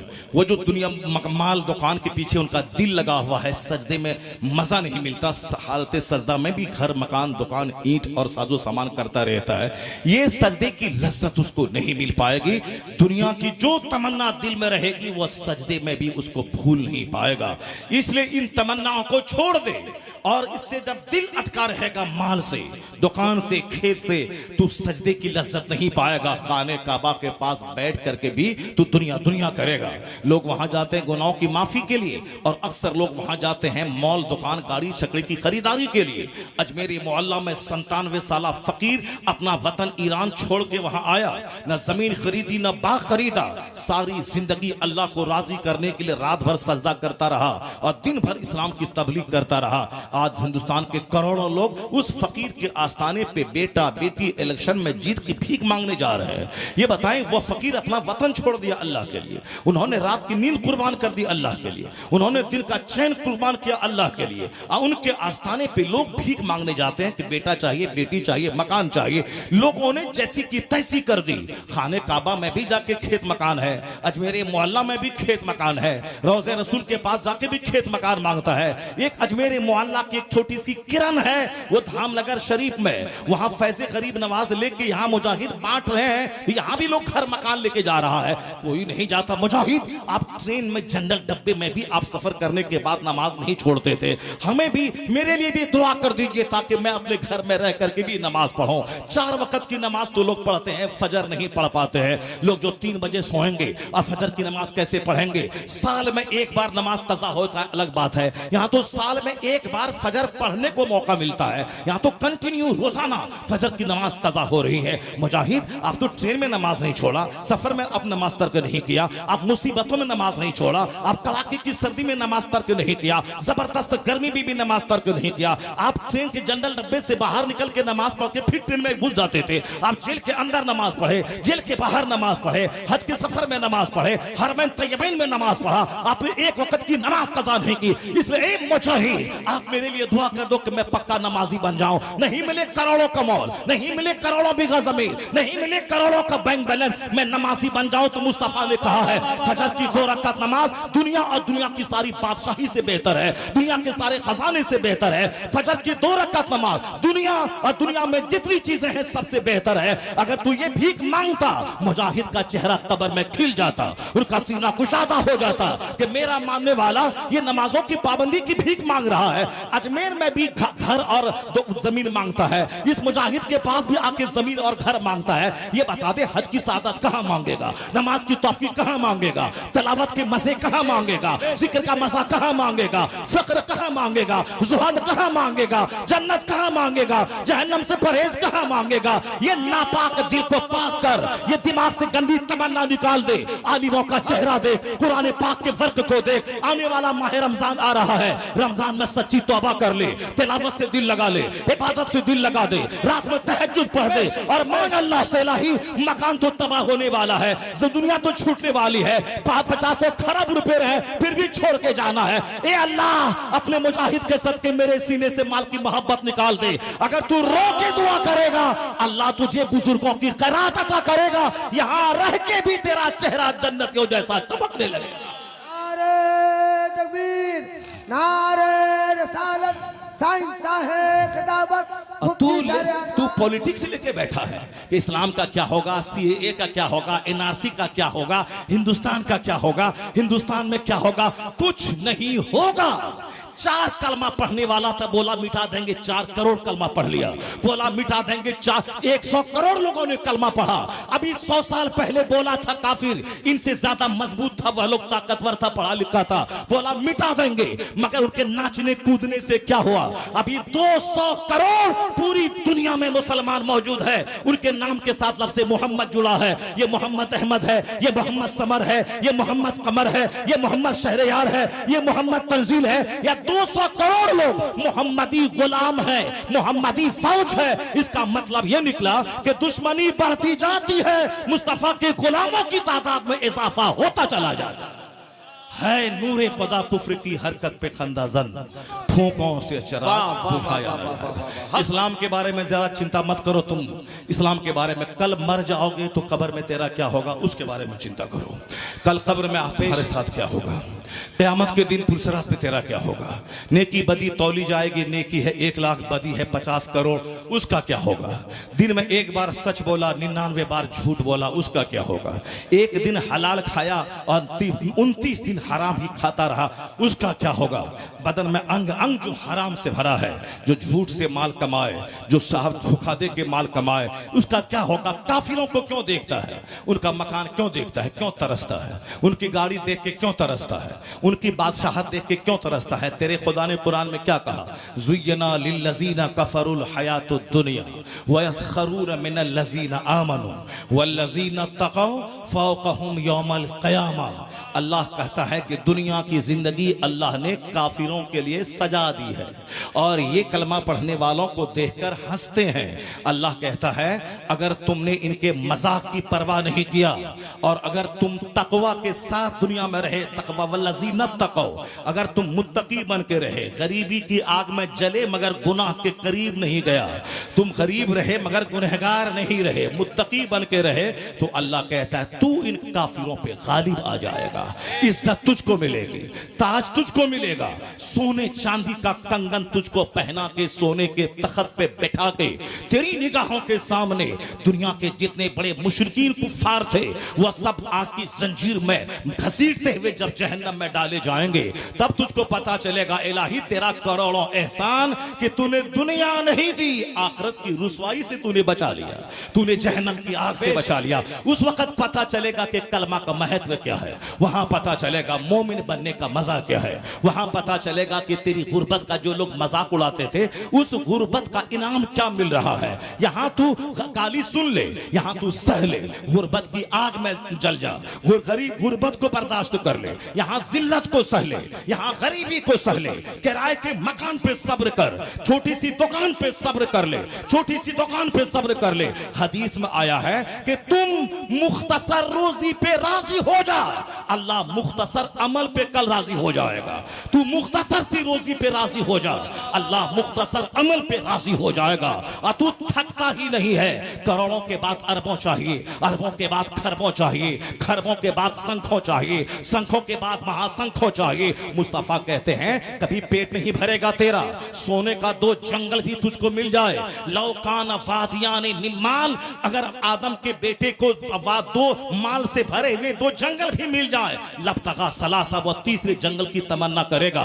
ला यमलो जौफ अपने आदम इल्ला तुराब, सिवाय कब्र की मिट्टी के तेरे पेट को कोई चीज भर नहीं पाएगी। जब कोई चीज भर नहीं पाएगी, एक चीज है सब्र जो तुझे आसूदा कर देगा, एक है कनात जो तुझे आसूदा कर देगी, इसलिए सब्र को गले लगा ले। जब 2 जंगल सोने का लेने के बाद भी वहां आसूदगी नहीं आएगी, तीसरे जंगल की तमन्ना रहेगी, 5 बाल्टी पानी पीने के बाद भी जब प्यास बाकी रहेगी, वह प्यास अजाब है, वह प्यास के 5 बाल्टी पानी पिया फिर भी प्यास नहीं बुझी, वह अजाब है। और 1 गिलास पानी पीने के बाद आसूदगी हो गई, वह पानी रहमत है, वह पानी नेमत है। इसलिए ए मुसलमान, जब दुनिया की हवस की कोई इंतहा ही नहीं है, 50 दुकान के बाद 51 दुकान की तमन्ना है, 50 एकड़ जमीन के बाद 51 एकड़ जमीन की तमन्ना है, 50 खरब के बाद और महासंखों की तमन्ना है, तो क्यों ये 5 बाल्टी पानी पीने के बाद भी प्यास तेरी बुझ नहीं रही है? क्यों पानी के पीछे पागल है? तो पता चला कि सब्र बड़ी ताकत है, कनात बड़ी ताकत है। तो जिस हाल में अल्लाह रखा है तो उसमें सब्र कर ले, यही तेरे लिए खरबों से बड़ा इनाम हो जाएगा, अरबों से बड़ा इनाम हो जाएगा। यहां सब्र कर मुसीबत पर, कल अल्लाह जन्नत में इनामात की बारिश कर देगा।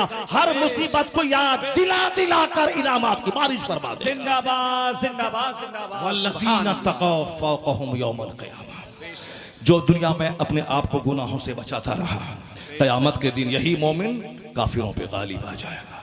हमारा सबसे बड़ा हथियार है आखिरत पे इनाम, आखिरत के इनाम पे विश्वास।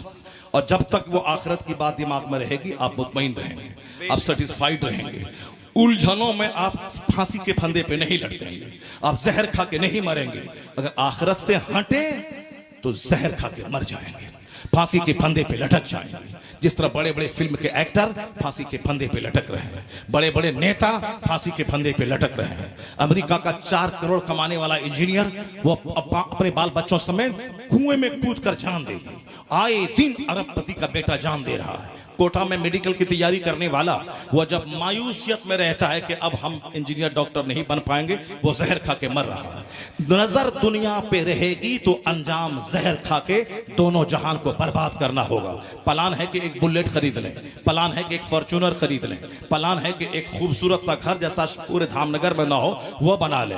अब उसके लिए आमदनी चाहिए, चोरी डकैती करके कहां से लाएं 5 करोड़ रुपया के फॉर्च्यूनर भी खरीद लें, अब 15 लाख की बुलेट भी खरीद लें, और साहब 5 करोड़ का घर भी बना लें ताकि पूरे शहर में सबसे ज्यादा कीमती घर मेरा हो, कीमती गाड़ी मेरे पास हो। तमन्ना तो है मगर पैसा नहीं है। इससे कर्जा लिया 10 लाख, उससे कर्जा लिया 10 लाख, साहब एक जमीन प्लॉट का बेचा उसमें 20 लाख, उससे लिया, इसकी टोपी उसको पहनाया, उसकी टोपी इसको पहनाया, चेहरा सूखा रहा। और जब देखा कि उलझन में घिर गए, कर्जा ज्यादा हो गया, अब साहब फॉर्च्यूनर और गाड़ी की तमन्ना अपनी जगह जहर खा के मर गए और चला मर गया मरदूद। मकान अपनी जगह रह गया, फॉर्च्यूनर अपनी जगह रह गया। जो इस तरह से जाल फैलाएगा ख्वाहिशात का, अंजाम तबाही, अंजाम बर्बादी।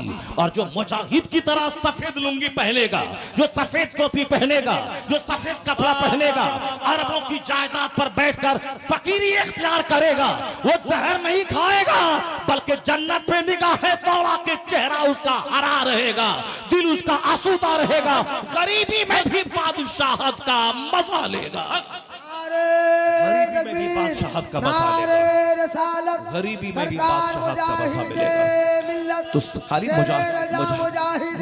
मुजाहिदे मिल्लत का सिर्फ नारा नहीं लगाना है, मुजाहिदे मिल्लत ने जैसे जिया है वैसी जिंदगी की नकल करनी है, उसकी जिंदगी से नूर हासिल करना है, उसकी जिंदगी से रोशनी हासिल करनी है। अब हुजूर ने क्या कहा, सरकार दो जहां के हदीस से, कद अफलहा मन Aslam, he became successful who accepted Islam. America का जो बाइडन खसारे में है, इसराइल का नेतन्याहू खसारे में है, चाइना जापान का प्रधानमंत्री खसारे में है, मुकेश अंबानी टाटा बिरला जिंदल खरबों कमाने के बाद खसारे में है। थाम नगर का रेडी चलाने वाला 200 रुपए ईंट ढो के कमाने वाला, ये कौन है? मुस्तफा कहते हैं वो कामयाब है जिसके सीने में इस्लाम है, वो कामयाब है, वो कामयाब है। ही बिकेम सक्सेसफुल, वो कामयाब हुआ जो मोमिन हुआ। इसलिए अपने बाल बच्चों की गुट्ठी में पिला दीजिए कि ईमान सबसे बड़ी दौलत है। चाहे सोने का जंगल मिले, चाहे सोने का घर मिले, चाहे 50 खरब की कार मिले या दुनिया भर की बादशाहत मिले, इस्लाम के सामने किसी दौलत की कोई हैसियत नहीं है। तो मोमिन कभी नहीं रोएगा घर के लिए, मोमिन कभी नहीं रोएगा मकान के लिए। क्या तू चाहता है कि अल्लाह तुझको काफिर बना के सोने का घर दे दे?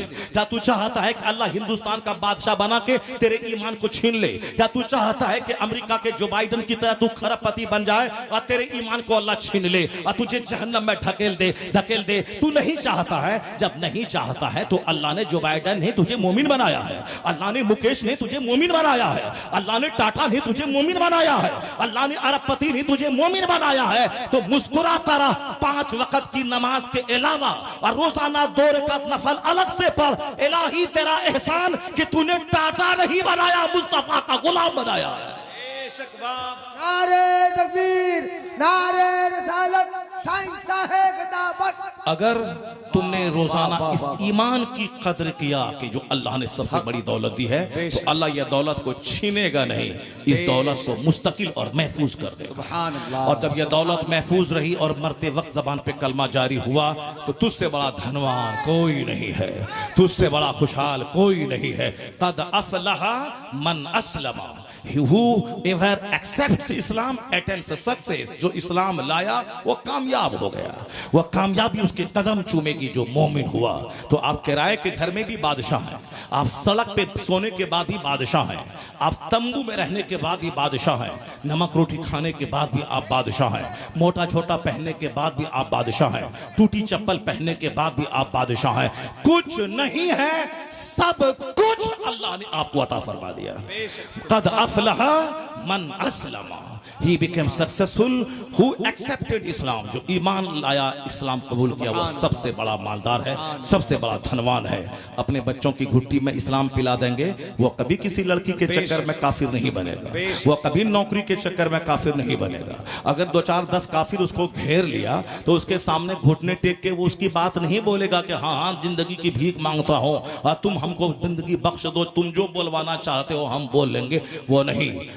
हैदर अली ने अपने बेटे टीपू की घुट्टी में इस्लाम पिलाया था, और जब अंग्रेजों ने कब्जा उसकी सल्तनत पे किया और बोला तुझको टच नहीं करेंगे, अपने बाल बच्चों समेत आराम से खाओ पियो, सल्तनत हम करेंगे, तुम आराम से खाता पीता रहेगा, सिर्फ सल्तनत मेरी रहेगी। टीपू बोला गीदड़ की 100 साल की जिंदगी गुजारने से बेहतर है शेर की 1 दिन की जिंदगी। इसलिए मैं अपनी सल्तनत में मैं तेरा चमचा बन के तेरे रहमो करम पे जिंदा रहूं और मैं अपनी जान बचा लूं, मेरे बाल बच्चों को छोड़ दे, मैं बच के रहूं। कितने दिन तक बचूंगा? 10 साल, 20 साल, 50 साल, उसके बाद तो मरना ही है। तो गीदड़ की जिंदगी से बेहतर है कि शेर की एक दिन की जिंदगी जियो। टीपू ने तलवार उठाई, अंग्रेजों के खिलाफ बिगुल बजाया, 2, 4, 10, 50, 100 अंग्रेजों को जहन्नम पहुंचाया और आखिर में नमाज असर के वक्त में अपनी जान जाने आफरी के हवाले कर दिया, शहादत का जाम पी लिया। आज गद्दार सादिक जिंदा नहीं है, आज अंग्रेजों का कमांडर जिंदा नहीं है। जिस मुसलमान ने गद्दारी की, अंग्रेजों से साजबाज करके टीपू की सल्तनत पे कब्जा दिलवाया, वो गद्दार जिंदा नहीं है। जिंदा है कौन? जो शहीद हुआ, वो टीपू जिंदा है। आज टीपू जिंदा है, टीपू का कारनामा जिंदा है। इसलिए ए मोमिन, अपनी बहन बेटी को बता दे, अपने बच्चों को बता दे और खुद अपनी गुट्ठी में अपनी बात को पिला दे कि अगर ऐसा वक्त आ गया और काफिर बोलने लगा कि मेरी बात बोल, तुझको बख्श देंगे, उस वक्त तू बोल, अगर मैं तेरे कुफ्र बक भी दिया तो कितने दिन तक जिंदा रहूंगा? 10 साल, 20 साल, 50 साल। तो कुफ्र कबूल करके 20 साल जिंदा रहना, एक गीदड़ की जिंदगी गुजारना, ये भला नहीं है। आज तू चाहता है मेरी गर्दन काट दे, तो मैं एक दिन की इस्लाम की जिंदगी कुफ्र की हजारों साल की जिंदगी से बेहतर समझता हूं। अगर तेरी गर्दन कट गई तो तू शहीद हो गया, अगर बच गया तो गाजी बन के जिंदा रहा। जिंदाबाद जिंदाबाद जिंदाबाद। अगर बच गया तो गाजी बन के रहा, अगर कट गई गर्दन तो 80 साल का सजदा वहां नहीं ले जाएगा जहां 1 मिनट गर्दन कटी वहां पहुंच जाएगा। इसलिए आज जब हालात ऐसे पैदा हो ही गए हैं तो अपना दीन ईमान बचाने की फिक्र करो। एक तरफ फिल्में हैं, मगरबी तहजीब है, उरियानियत का माहौल है, औरतों का साहब गैर मर्दों के सामने मटक मटक के चलना, दुपट्टा हटाना, जींस टी शर्ट पहन के ज़िना की दावत देना, हर घर में ज़िना, हर समाज में ज़िना, शहर में ज़िना, देहात में ज़िना, हर जगहों पे ज़िना, ज़िना ही ज़िना आम हो गया। क्योंकि बदन में ख्वाहिशात की आग लगी है, सनीमा देख देख कर आंख बीमार हो गई है, सनीमा देख देख कर दिल बीमार हो गया है, लोगों का चेहरा देख देख के निगाहें कमजोर हो गई है। इसीलिए औरतें भी ज़िना के लिए तैयार हैं। 1 मिनट की तन्हाई मिली, फौरन आबरू जल के राख हो जाती है। इधर 70 साल का बुढ़ा भी, इसको भी 1 मिनट का मौका मिलता है, इस बुढ़े के बदन में भी गर्मी पैदा होती है और ये भी ज़िना का जुर्म कर बैठता है। दुनिया में है ही क्या आज? दौलत भले ही बढ़ जाए, भले ही 4 लेन की सड़कें बन जाए, भले ही 120 मंजिला मकान बन जाए, दुनिया ज़िना से भर गई है, दुनिया शराब से भर गई है। शराब पीने से भूख नहीं मिटती है, पानी पीने से प्यास बुझती है, रोटी खाने से भूख मिटती है, मगर जब दिमाग गंदा हो जाए और दिल अंधा हो जाए, पूछे इन खबीसों मर्दूदों शराबियों से कि शराब पीने से तेरी भूख मिट जाएगी, शराब पीने से तेरी प्यास बुझ जाएगी। उसको भी मालूम है कि शराब से भूख प्यास मिटती नहीं है, रोटी तो खाना पड़ेगा, पानी तो पीना पड़ेगा, मगर पानी के लिए उतना लालायित वो नहीं है जितना शराब के लिए बेचैन है। शराब के लिए भीख मांगता है, शराब के लिए बीवी को दूसरों के हवाले कर देता है, शराब के चलते बच्चे को कत्ल कर देता है, शराब के चलते अपना कीमती घर बेच देता है। शराब चाहिए, शराब के नशे ने इसे तबाह बर्बाद किया। हुजूर ने 1400 साल पहले कहा था, जब क़यामत करीब आएगी, युशरबुल खमर, शराब खूब पी जाएगी, यज़हरु ज़िना, ज़िना जाहिर हो जाएगा। 8 साल की लड़की ज़िना कर रही है, 50 साल की औरत ज़िना कर रही है। यह होटलों में लोग अपनी बाइक पे औरतों को बिठा बिठा के होटल में ले जाके ज़िना करवा रहे हैं और वो ज़िना करवा के पैसा ले रही है, और जो उनको ढोके मोटरसाइकिल पे ले जा रहा है वह खबीस मर्दूद भी उस ज़िना के काम में सपोर्ट करने के बाद 2 पैसे उससे कमा रहा है, ताकि एक घर बनाना है, एक कार खरीदनी है, उस ज़िना के पैसे से वह दुकान और घर बनाए। जहाज में उड़ने वाली एक एयर होस्टेस, वो अपने हुस्न को दिखा के वह नए नए कस्टमर को ढूंढ कर वो अपने बंद कमरे में साहब अपनी इज्जत का सौदा करके पैसा कमा रही है। शानदार घर, 2 लाख का मोबाइल और कीमती लिबास, ये 1 लाख का पर्स कहां से आएगा? ये मेडिकल कॉलेज में पढ़ने का बहाना है, लड़कियां पढ़ रही हैं। मेडिकल कॉलेज एक है हमारे इलाके में, लोग कहते हैं कि यहाँ की लड़कियां यहाँ के होटल में अटेंड करती हैं। वहां से क्यों अटेंड करती हैं? अब पापा तो कहते हैं कि मेरी बेटी डॉक्टर बनने के लिए गई है, अब डॉक्टर बनने के लिए पापा का पैसा लिमिटेड आता है, 10,000 रुपए महीना आता है, और जो रिश्वत देने में जो 40 लाख 20 लाख लगा वो अलग, और हर महीने खर्चे के लिए 10,000 रुपए आते हैं। 10,000 तो ना काफी है, चूंकि साबिर को रोजाना ड्रेस बदलना है, रोजाना जूती बदलना है, रोजाना मेकअप करना है, ब्यूटी पार्लर हर 2 दिन के बाद जाना है। ये पैसे कहां से आएंगे? 10,000 तो सिर्फ वो चाउमीन और बर्गर और रसमलाई खाने में खत्म हो जाएंगे। ये मेकअप कहां से होगा? ये पर्स कैसे बदला जाएगा? ये रोजाना जींस कैसे बदला जाएगा? तो अब होटल अटेंड किया, 10,000 रुपए यहां से मिल गए, अपना आराम से शौक पूरा कर रही है। फिर 2-4 दिन के बाद दूसरा होटल अटेंड किया, क्लाइंट फिट है, होटलों में नाम लिखवा दिया है। पापा कहते हैं कि मेरी बेटी डॉक्टर बन रही है और यहाँ बेटी क्या बनी है, तवाई बनी हुई है, यहाँ बेटी फाहिशा बनी हुई है। यही हाल दिल्ली के होटल का है, यही हाल भुवनेश्वर के होटल का है, यही हाल भद्रक के होटल का है, यही हाल कलकत्ता के होटल का है। एक लड़की थी भद्रक में जो खूब अपने हुस्न को बेच बेच के पैसा कमाती थी और दूसरों के बिस्तर को गरमाती थी। उसका अंजाम तो बहुत जल्दी ऐसा हुआ, सर के सारे बाल झड़ गए, सर का सारा चमड़ा गल गया। जिसके यहाँ मैं ठहरता हूँ नूरा, वो कह रहा था हमारी पड़ोसिन थी, वो सर के सारे चमड़े गल गए, उनका रिश्तेदार उनके चेहरे को देख नहीं पाता था। उसी हालत में तड़प तड़प के वो मर गई। ये बता दे, ये 2-4 होटल में बिस्तर गरमाने का क्या रिजल्ट निकला, क्या फायदा हुआ? अगर अल्लाह ताला फौरी नहीं पकड़ता है, इसका ये मतलब नहीं कि अल्लाह ताला नहीं है। अल्लाह तो वो है जो बगैर खंबे के आसमान खड़ा किया है। अल्लाह तो वो है जो एक पानी की बूंद से इंसान पैदा करता है। अल्लाह तो वो है जो समंदर के पानी को 10 फीट ऊंचा करके सुनामी ला के सारे शहरों को उजाड़ देता है। अल्लाह तो वो है जमीन को 1 मिनट का जलजला भेजकर पूरे शहर को जमीन में दफन कर देता है। तो अल्लाह ताला फौरी नहीं पकड़ता। जब बंदा ढेठ हो जाता है, गुनाहों पे दिलेर हो जाता है, तब अल्लाह ताला बंदों को जलील करने के लिए सुनामी भेजता है, जलजला भेजता है, अज़ाब आम भेजता है, कोरोना भेजता है, तबाही और बर्बादी का असबाब, तबाही और बर्बादी लाने वाला तूफान भेजता है। जरा गौर से सुनो, ए मोमिन, तुम कहता है अल्लाह कहाँ है, रसूलुल्लाह कहाँ है, मुसलमान तबाह हो रहे हैं, मारे जा रहे हैं, पीटे जा रहे हैं, अल्लाह कहाँ है? अल्लाह तेरी शहर से ज्यादा करीब है, मगर ये बता दे कि तू कहाँ है, तू कहाँ है, तेरा चेहरा कहाँ है, तेरा लिबास कहाँ है, तेरे बच्चे कहाँ है, तेरा घर कहाँ है, तेरी शादी ब्याह कहाँ है, तेरा अकीका खतना कहाँ है? तू सारा काम काफिरों की नकल में कर रहा है और कहता है अल्लाह रहमत नाजिल कर दे। नहीं होता है ऐसा।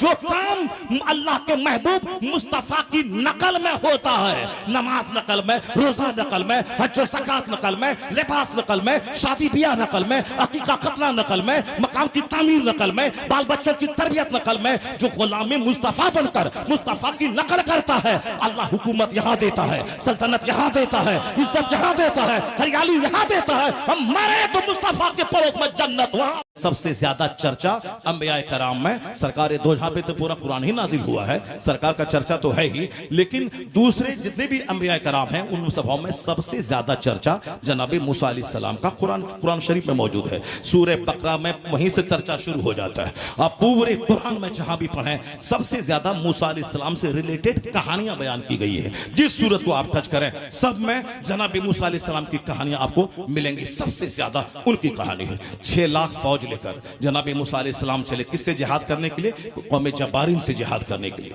वह जबरदस्त कौम थी, 6 लाख फौज को लेकर चले उनसे जिहाद करने के लिए। चूंकि बहुत ताकतवर हैं और बड़े शरीर किस्म के ये लोग हैं, और वह लोग रहते कहां थे?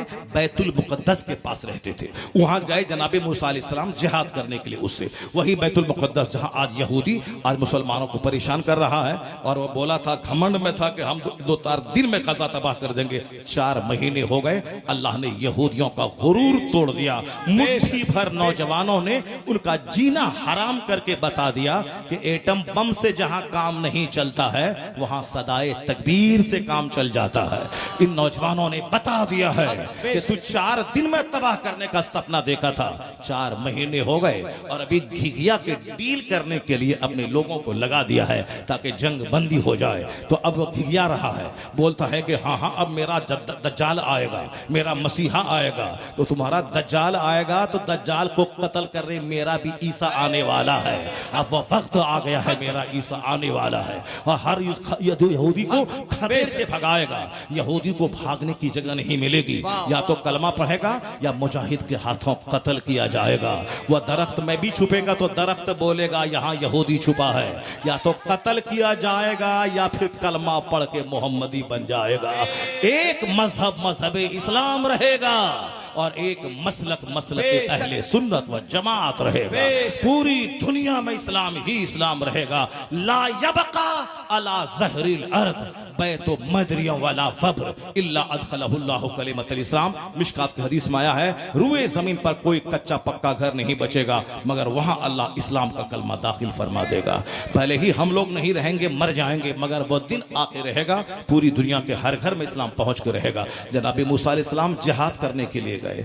अब 6 लाख फौज आपके साथ में है, नबी की कमांडिंग है, 6 लाख फौज है, सारी जंग जीती जाएगी। कौन जंग रहेगी जिस जो जंग में फतह हासिल ना हो, लेकिन सुनना जरूर, अल्लाह रब्बुल इज्जत फतह देने वाला है, अल्लाह ही शिकस्त देने वाला है। अल्लाह ताला मुसलमानों को दुनिया में आजमाइशों में डालता है, वरना अल्लाह ताला चाहे तो सब काम अल्लाह ताला कर देगा, तो फिर हम लोग किस काम के लिए हैं? अगर अल्लाह ताला ही काफिरों को मार देगा, जो मस्जिद पे चढ़ेगा अल्लाह ताला उसको जमीन में धंसा देगा, फिर हम लोग तो क्या करेंगे? सिर्फ खाएंगे पिएंगे, निकाह करेंगे, शादी ब्याह करेंगे, 4 औरतों को लेकर के रहेंगे, 50 बच्चा पैदा करेंगे, शराब पिएंगे, मस्ती करेंगे। ये तो अल्लाह हमें आजमाइशों में रखा है, कभी गरीबी, कभी बीमारी, कभी परेशानी, कभी काफिर को हमारी गर्दन पे मुसल्लत कर देता है, तब हम दौड़ के मस्जिद जाते हैं, या अल्लाह मुझे माफ कर दे, या अल्लाह मुझे माफ कर दे। और जिहाद का जज्बा, हाथ में तलवार लेके जिहाद करने जाते हैं। अगर ये सारा काम अल्लाह फरिश्तों से कर ले, वो फरिश्ते ही काफिरों को मार दे, सब काम कर ले, और हम सिर्फ खाएं पिए अपने घर में रहें, तब तो हम जानवर से बदतर हो जाते। सिर्फ खाते पीते, शराब पीते, मौज मस्ती करते। वो तो अल्लाह का एहसान है कि बीमारी से हमको डराता है, अल्लाह का एहसान है कि मैं जिल्लत से डराता है, अल्लाह का एहसान है कि मौसम नाखुशगवार बना के डराता है, अल्लाह का एहसान है कि मालदारों की मालदारी छीन के उसे गरीब बना के डराता है, और गरीबों के हाथ में इख्तियार देके उसे बादशाह बना के डराता है। तो बादशाह छीनता है और कभी बादशाह गरीबों को देता है। तो बंदा के चाहने से सब कुछ नहीं होता है, अगर सब चाहने से हो जाता तो दुनिया तो और जुल्म और अत्याचार तुगयान से भर गई होती। वो तो अल्लाह है जो गुरूर तोड़ने के लिए बीमारी देता है, और जो बोलता था मार देंगे, काट देंगे, फला जमीन फाड़ देंगे, आसमान को ढा देंगे, जब वेंटिलेशन पे जाता है, जब बोलने की सलाहियत खत्म हो जाती है, वो सिर्फ आंख से देखता है दूसरों को, दूसरे लोग मजाक उड़ाते हैं। बोलता था फाड़ देंगे, बोलता था काट देंगे, क्या हुआ? बोलता था काट देंगे, मार देंगे, ये कर देंगे, वो कर देंगे, यहां डाल देंगे। कोरोना का कीड़ा आ गया और उसके बाद फिर ये सब के सब दुम दबा के भाग गए। आप साहब कोरोना का कीड़ा आ गया, अब मास्क पहनना है, सोशल डिस्टेंसिंग करना है, बोला था फाड़ देंगे, काट देंगे। एक छोटा सा कीड़ा घमंड को चूर चूर करके रख दिया, गुरूर उठा दिया चाइना का, गुरूर उठा दिया अमेरिका का, गुरूर तोड़ दिया जो लोग मारने और काटने की बात करते थे। इसलिए एक कौम मुस्लिम अल्लाह है, अल्लाह ही सब कुछ देने वाला है, वही शिकस्त देने वाला है, वही फतह देने वाला है। जब तुम हाथ अल्लाह वाला बन जाओगे और दुश्मन तुझको मारना चाहेगा और तू कमजोर रहेगा, तो जिस तरह मच्छर मक्खी से अल्लाह ने नमरूद का गुरूर तोड़ा था, उसी तरह एक मच्छर से काफिरों का गुरूर अल्लाह तोड़ के रख देगा।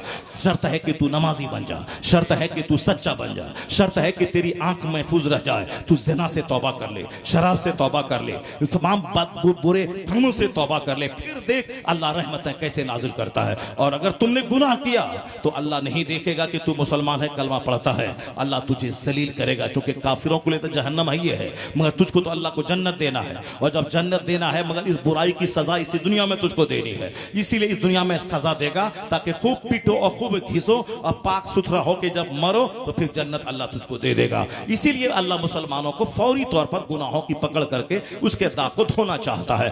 जरा गौर से सुनो मेरी बात। जनाबी मूसा अलैहिस्सलाम 6 लाख फौज लेके गए, आज जिस कौम से जिहाद करने गए पूरा चर्चा एक चैप्टर में है, फ़क़्सुसिल क़सस लअल्लहुम यतफ़क्करून वतलु अलैहि नबअल्लज़ी आतैनाहु आयातिना फ़नसलख़ मिनहा फ़कान मिनल गावीन वलौ शिअना लरफ़अनाहु।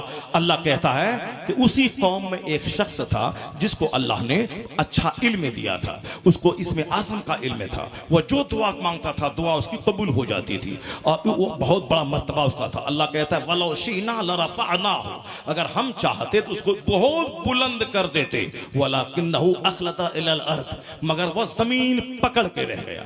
हम उसको बुलंदी देने वाले थे मगर वह लालच में घिर गया, शहवत का गुलाम हो गया, माल दौलत का गुलाम हो गया, जमीन पकड़ लिया। हम तो उसे आसमान तक पहुंचाना चाहते थे मगर वह जमीन पकड़ लिया। जो मकान दुकान गाड़ी छकड़ा 10 लाख 20 लाख के चक्कर में पड़ गया, अल्लाह कहता है हम तो इसे जन्नत देने वाले थे, ये 2-4 पैसे के चक्कर में तबाह हो गया, या 2-4 पैसे के चक्कर में बर्बाद हो गया। हम तो इसे जन्नत सोने चांदी का महल देने वाले हैं और ये 2-4 पैसे के चक्कर में बर्बाद हो गया। यही कहानी उसमें है। बलम बिन बाउरा एक शख्स था जिसकी दरसगाह में 12,000 लोग दवात और कलम लेके उनकी गुफ्तगू नोट करने के लिए बैठते थे। इतना बड़ा मुअल्लिम था वो, इसमें आज़म उसको मालूम था, जो दुआ करता था दुआ कबूल होती थी। जब मूसा अलैहिस्सलाम की फौज ने हमला हमला किया, हमला करना चाहा और फौज करीब आने लगी तो उस कौम के लोग आ गए बलम के पास और कहा कि तू मुझसे वो दावत है, तू मूसा अलैहिस्सलाम के खिलाफ दुआ कर ताकि हमारी कौम हारे नहीं, उसकी कौम हार जाए, वरना वे लोग हमारे शहर पे हमला करेंगे, हमारे शहर को लूट लेंगे, हमारे शहर पे कब्जा कर लेंगे। कहा नहीं नहीं, वो अल्लाह के नबी हैं, मैं उसके खिलाफ नहीं दुआ कर सकता है। जरा गौर से सुनो मेरी बात, अब फिर तुम्हारे हर 100 सवाल का जवाब इसमें मौजूद है। जरा जोर से बोलो सुभान अल्लाह, हाथ उठा के बोलो ला इलाहा इल्लल्लाह। और गौर से सुनो इसको, और अपने बाप भाई को सुनाओ और अपनी बहनों को सुनाओ और चौक चौराहे पे पान की दुकान पे अपने सारे भाई को सुनाओ गौर से। तुम बोलता है ना कि अल्लाह कहाँ है, रसूलुल्लाह कहाँ है, मुसलमान जलील क्या हो गया, पढ़ा लिखा मौलवी बोलता है गौसे आजम कहाँ है, बगदाद लूट गया, गौसे आजम कहाँ है। तेरे 1000 सवाल का जवाब इसमें मौजूद है। फिर आके मत बोलना कि हमको समझाया नहीं गया। तू बोलता है ना कि आज हम मुसलमान हैं, नबी के गुलाम हैं, हम कलमा पढ़ने वाले हैं, हम नमाजी हैं और हम परेशान क्यों हैं। तुम्हारी इस सवाल का जवाब इसमें मौजूद है और जवाब तो वहां भी मौजूद है। फजर के टाइम में धामनगर शरीफ में अगर 25 मस्जिद है तो 2500 मस्जिद के अंदर झांक के देखना, आबादी है मोहल्ले की 1000 और नमाजी हैं 5 आदमी, ये 95 आदमी घर में सोए हुए हैं और कहता है अल्लाह कहाँ है, अल्लाह कहाँ है। अरे तू कहाँ है, तू कहाँ है, ये गरीबान में झांक के देख के तू कहाँ है। अगर 100% नमाजी मस्जिद में हो जाए तो जो काम बम से नहीं होगा वो नमाजी की दुआ से हो जाएगा, वो नमाजी के सजदे से हो जाएगा। जो हाल तेरे धामनगर की मस्जिद का है वही हाल पूरे हिंदुस्तान का है और वही हाल पूरी दुनिया का है, तो वही हाल पूरी दुनिया का है। तो अपने अंदर गरीबान में झांक के देख और सारी दुनिया के मुसलमानों के हालात का जायजा ले ले। बलम का बोला नहीं नहीं, वो अल्लाह के नबी है, उसके खिलाफ हम दुआ नहीं करेंगे। लोगों ने नजराना देना शुरू किया, तोहफा तहफ़ दिया, इतना तोहफा दिया ये बेचारा तोहफे के लालच में पढ़ करके उन कौम की ख्वाहिश पूरी करने के लिए बद्दुआ करने के लिए पहाड़ पे चढ़ गया। पहाड़ जो इसमें आजम इसको मालूम था, जो मुस्तजाब दावत था, 12000 स्टूडेंट्स जिसकी महफिल में दावत कलम लेके जिसकी बात को लिख ले बैठते थे। इतना बड़ा मर्तबा अल्लाह कहता वलो शीना लरफअना हो, अगर हम चाहते उसको बुलंद कर देते जो इल्म हमने उसको दिया था, मगर ये दुनिया के चक्कर में पड़ के बर्बाद हो गया। तोहफा तहफ़ लोगों ने दिया, तोहफा तहफ़ नजराने के चक्कर में दब गया और ये खड़ा होकर दो बद्दुआ करने लगा। जब ये बद्दुआ करने लगा तो जबान उसकी लटक गई कुत्ते की तरह, सीने पे जबान लटक के आ गई। कुरान क्या कहता है कि इन ततरुकहु यलहस इन तहमिल अलैहि यलहस और ततरुकहु अलैहि यलहस। कुरान कहता है इसकी मसलहु का मसलिल कल्ब, इसकी मिसाल कुत्ते की के कुत्ते को पर बोझ डालो तो भी जबान निकालता है, अब बोझ नहीं डालो तो भी जबान निकालता है। यानी कुत्ते की तरह ये लालची हो गया, माल दौलत के शौक में मूसा अलैहिस्सलाम के खिलाफ बद्दुआ करने के लिए ये पहाड़ पे चढ़ के बद्दुआ करना शुरू किया। और जब ये बद्दुआ करने लगा तो जबान लटक के यहां तक आ गई। अल्लाह कहता है कुत्ते की तरह जबान लटक गई उसकी, बोझ डालो तो भी जबान लटकाए और कुत्ते को छोड़ दो तो भी जबान लटकाता है, पत्थर मारो तो भी कुत्ता हड्डी समझ के पलटता है, पत्थर भी मारो तो भी समझता है कि हड्डी है। जो दुनिया का हरीस, जो दुनिया का लालची है, वो पैसे के पीछे पागल रहता है, इतना पागल रहता है कि हलाल से मिले या हराम से मिले नहीं देखता, अंधा होकर सिर्फ वो माल चाहता है। अल्लाह उसे जलील कर देता। मिसाल उसकी कुत्ते जैसी के पत्थर फेंको तो भी वो पैसा हड्डी समझ करके वो पलटता है और जबान लटकाता है। मसलहु का मसलिल कल्ब, जबान लटक गई, उसी तरह सारी जिंदगी लटकी रही, वो बेजलील और रुस्वा हो गया। अब वो क्या बोला, ए मेरी कौम मैं तो बर्बाद हो गया, मेरी दुनिया भी गई, मेरी आखिरत भी गई, मैं तो बर्बाद हो ही गया तुम्हारे चक्कर में, ये देखो मेरा क्या हाल हो गया।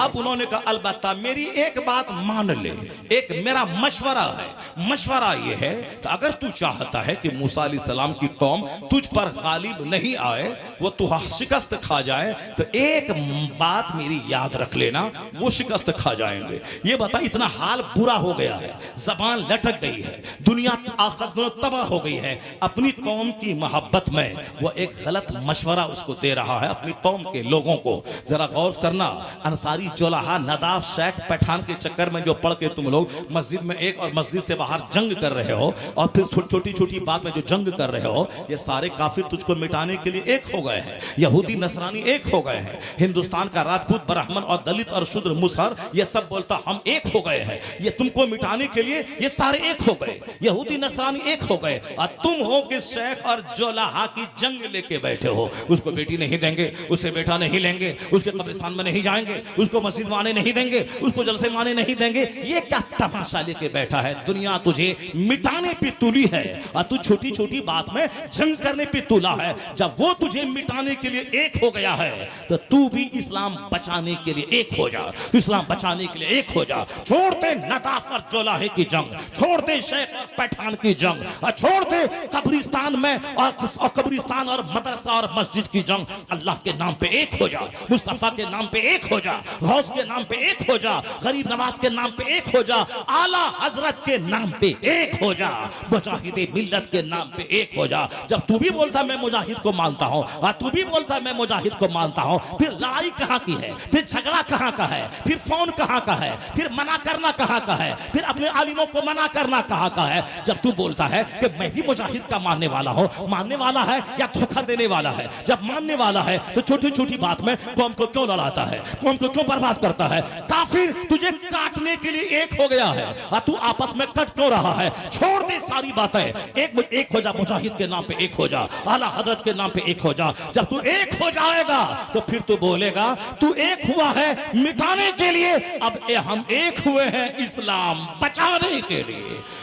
तेरा इत्तेहाद उसका गुरूर तोड़ देगा, तेरा इत्तेहाद उसका गुरूर तोड़ देगा। छोटी छोटी बात को छोड़ दे, मुजाहिदे मिल्लत के नाम पे एक हो जा, एक हो जा। हमारी कोई हैसियत नहीं है, मौलाना की हमारी कोई हैसियत नहीं है, मुजाहिदे मिल्लत के नाम पे तो एक हो जा, आला हजरत के नाम पे तो एक हो जा, गौसे आजम के नाम पे एक हो जा। छोटी छोटी बात छोड़ दे, हटा दे। न किसी मामा की बात कर, न किसी भांजा की बात कर, न किसी मौलवी की बात कर, न किसी किराएदार की बात कर। मुजाहिद के नाम पे एक हो जा, आला हजरत के नाम पे एक हो जा, गरीब नवाज के नाम पे एक हो जा। जब एक हो जाएगा कुफ्र थर्राएगा, शिर्क मिट जाएगा।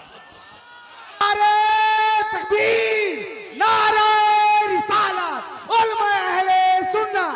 वाह सुभान अल्लाह, सुभान। सुनो गौर से, सुनो गौर से मेरी बात जो मैं कह रहा हूं। उसने क्या मशवरा दिया?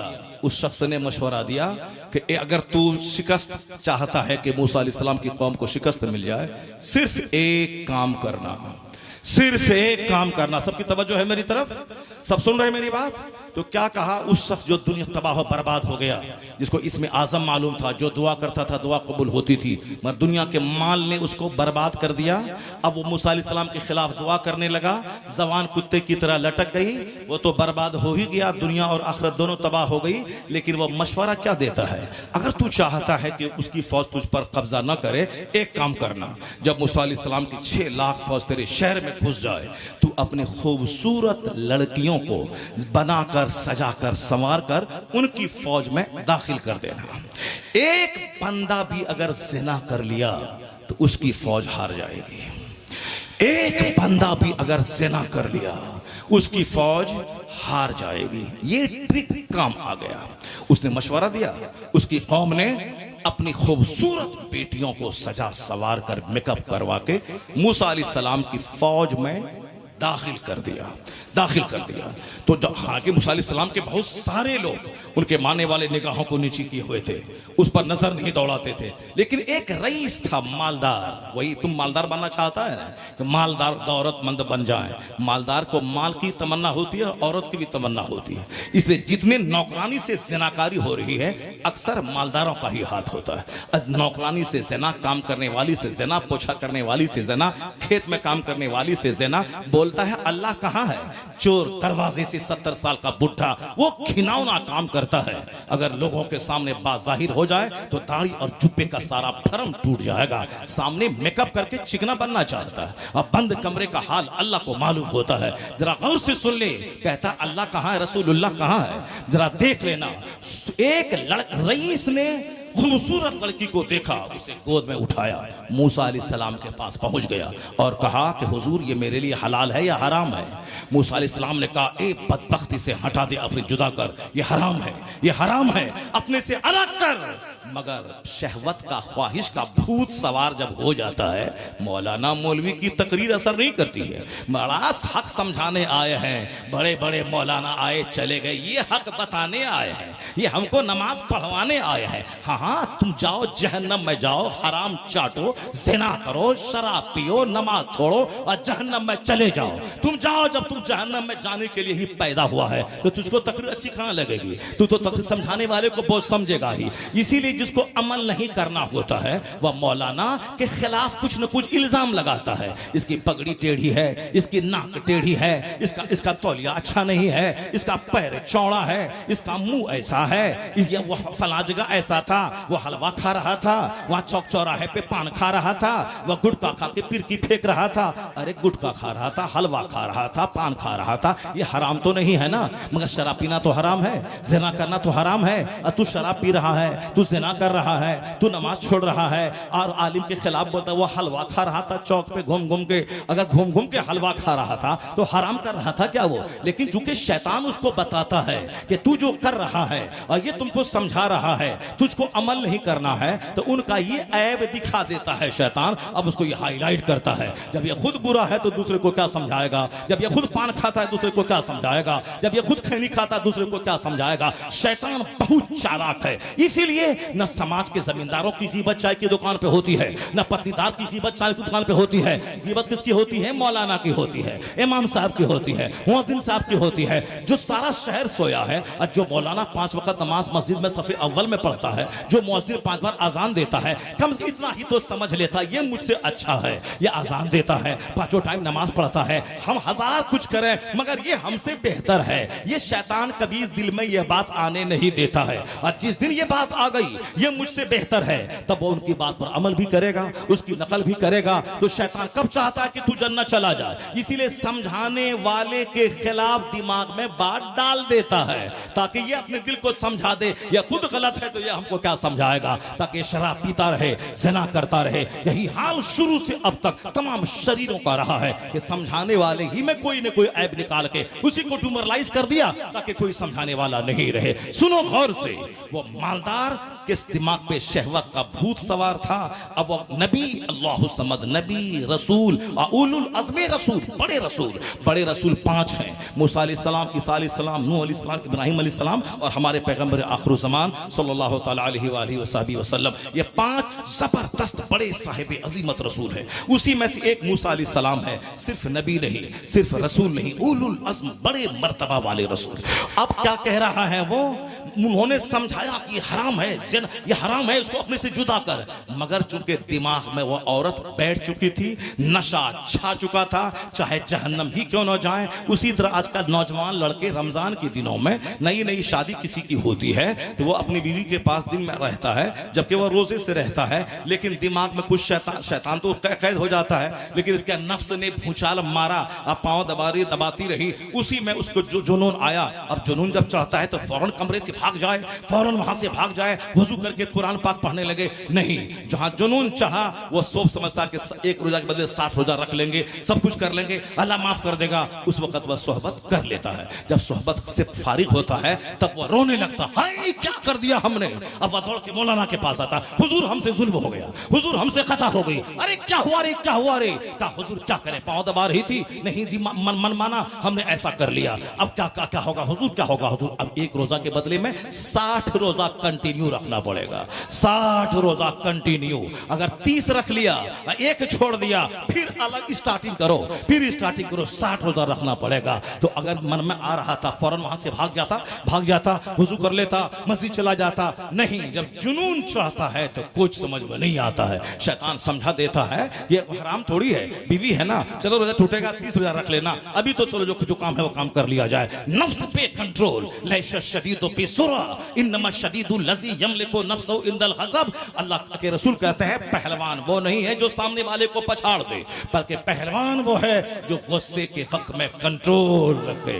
पहलवान वो है जो अपने नफ्स पर काबू रखे, नफ्स पे काबू रखे। क्योंकि आज बर्गर चाउमीन सब खा खा करके नफ्स तो बेलगाम हो गया है। इसीलिए अपनी बीवी खूबसूरत घर में है, हूर जैसी, वो अच्छी नहीं लगती, और दूसरों की कोई चोड़ेल भूतनी को देखा उसी को दिल दे दिया, उसी के पीछे पागल है। बाल बच्चा भूखा है और सारा सामान उसी के घर में पहुंचा रहा है, क्योंकि उस चोड़ेल और भूतनी को शैतान ने खूबसूरत बना के पेश किया है। यही है, हलाल अच्छा नहीं लगता, हराम अच्छा लगता है। हलाल का सूखी सूखी रोटी हराम के बिरयानी से बेहतर है। अपनी बीवी वह तू समझ ले, अब तय कर ले, अपनी बीवी वो खूबसूरती में दुनिया की सारी औरतों से ज्यादा खूबसूरत है। अपनी बीवी से मोहब्बत कर, उनसे बातें कर, उनकी बदजबानी पे सब्र कर, और उनसे दिल लगा, उनसे मोहब्बत की बात कर, उनको इज्जत दे, सम्मान दे, उनको खूबसूरत बना के रख, उसको मेकअप का सामान दे, उसको अच्छे कपड़े दे, उसको सजा सज सवर कर रहने के लिए उसको बोल। अपना सारा पैसा उस पर खर्चा करता कि तू ज़िना से बच जाएगा, तेरी आंख बहकने से बच जाएगी। वरना अगर बीवी को तुमने मार पीट किया, वो बेचारी नर्वस हो गई,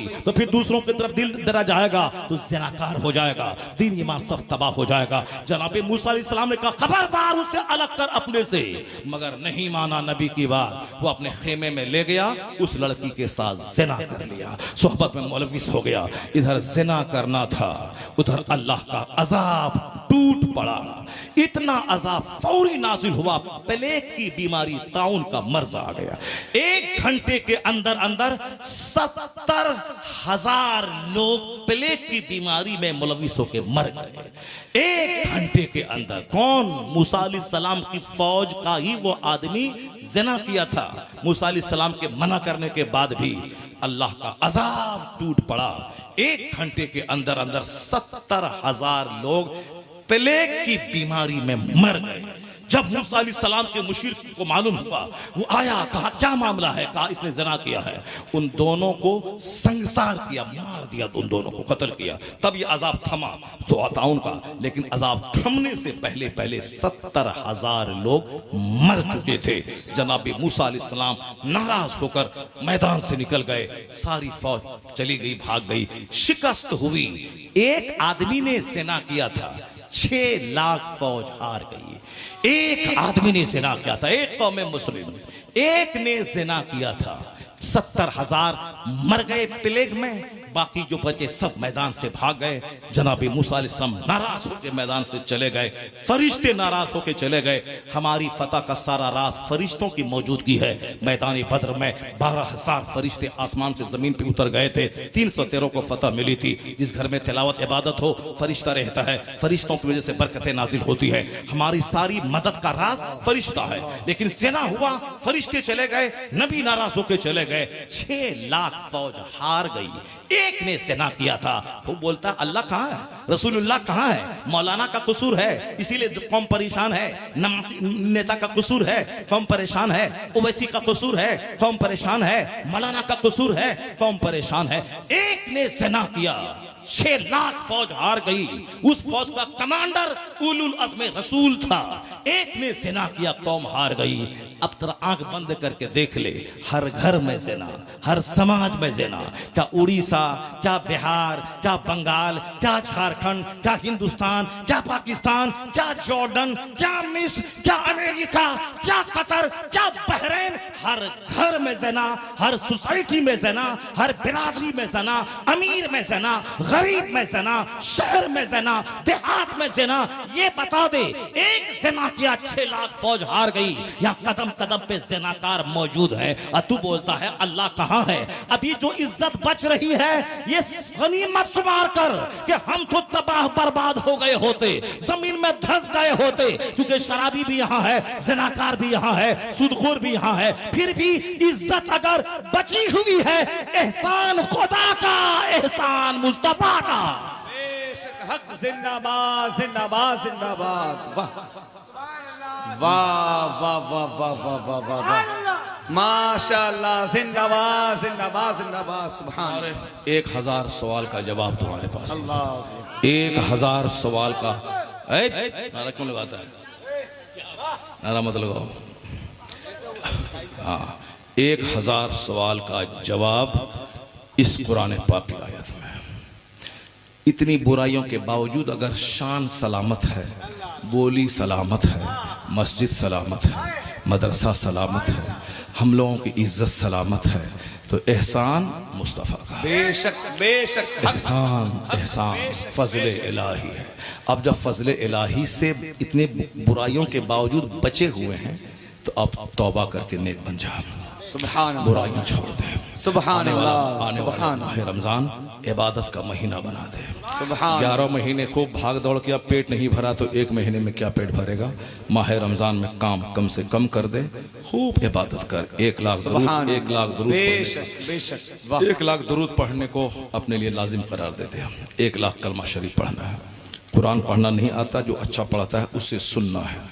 तरावी की नमाज 5 दिन में नहीं, पूरे 300 दिन तरावी की नमाज होगी और डेली 1-1 पारा और पूरे 300 दिन तरावी की नमाज पढ़ी जाए। ऐसा नहीं कि 5 दिन पढ़ा फिर अपने भाग गए, नहीं नहीं, तौबा करो। अगर मर गए तो मोदी जी की गवर्नमेंट तो बनेगी 2-4 महीने के बाद, 2 महीने पहले ही तुम मर जाओगे, अपनी कब्र में अपने अंजाम को पहुंच जाओगे। जो होने वाला वो होगा, उस पर दिमाग नहीं लड़ाना है। सारी दुनिया का मालिक अल्लाह है। अल्लाह जिसे चाहता है हुकूमत देता है और जिससे चाहता है छीन लेता है। कुलिल्लाहुम्मा मालिकल मुल्क तूतिल मुल्क मन तशा। उससे ज़्यादा टेंशन नहीं लेना। सारा मुसलमान भी चाहोगे कि वो हार जाए और अल्लाह उसको नहीं हराएगा तो नहीं हरा पाओगे तुम। चाहे सब ओवैसी बन जाए बच्चा बच्चा, चाहे कुछ भी हो जाए, इसलिए ज़्यादा टेंशन नहीं लेना है। अल्लाह रब्बुल इज़्ज़त से अपना रिश्ता मजबूत कर लेना है और कहना जो खुदा का फैसला होगा वो अच्छा फैसला होगा। अपना काम, अपने बच्चों को खूब पढ़ाओ लिखाओ, इंजीनियर बनाओ, डॉक्टर बनाओ, प्रोफेसर बनाओ, डीएम बनाओ, एसपी बनाओ, मौलाना बनाओ, मुहद्दिस बनाओ, फ़कीह बनाओ। अपने बच्चों सिर्फ तालीम तालीम तालीम तालीम। अपना काम सिर्फ एजुकेशन है ताकि हमारे बच्चे डीएम बने, एसपी बने, मिनिस्टर बने। वो सिर्फ नेता नहीं बने, सिर्फ अब डीएम बने, एसपी बने, बैंक में जाएं, रेलवे में जाएं, ब्लॉक में जाएं। नौकरी करने वाला 30 साल नौकरी करेगा। नेता तो आज इलेक्शन जीता है, 5 साल के लिए है, 5 साल के बाद हारेगा, फिर सड़क छाप हो जाएगा। मगर तू डीएम बन जाता कि 30-35 साल तेरा बेटा एक डिस्ट्रिक्ट का मालिक बन के रहे। सिर्फ तालीम, सिर्फ तालीम। ज़मीन बेच के, मकान बेच के बच्चों को पढ़ाओ। अगर अपना बेटा बोतवा है तो समाज का जो बच्चा ज़हीन है, इंटेलेक्चुअल है, उन बच्चों को पढ़ाओ। पूरे समाज में एक डीएम बन गया तो पूरे समाज की नाक बुलंद हो जाएगी, सबकी इज्जत रह जाएगी। एक फैसल टॉप किया कश्मीर का, हिंदुस्तान के 40 करोड़ मुसलमान का सीना फख्र से चौड़ा हो गया। तो दिमाग बड़ा रखो, दिल बड़ा रखो, सिर्फ तालीम तालीम तालीम। इबादत इबादत इबादत इबादत। तिजारत तिजारत तिजारत तिजारत। राजनीति नहीं करनी है, झोला नहीं ढोना है। एक वोट देना है, जो ईमानदार है बटन दबा दिया, वोट दे दिया, बाकी खेल खत्म। पढ़ाई, इबादत, तालीम, तिजारत। अल्लाह तबारक व तआला हम सबों को नेक बनने, गुनाहों की माफ़ी का सामान करने, जन्नत की तैयारी करने की तौफीक अता फरमाए। आमीन। व आखिर दावाना अल्हम्दुलिल्लाहि रब्बिल आलमीन।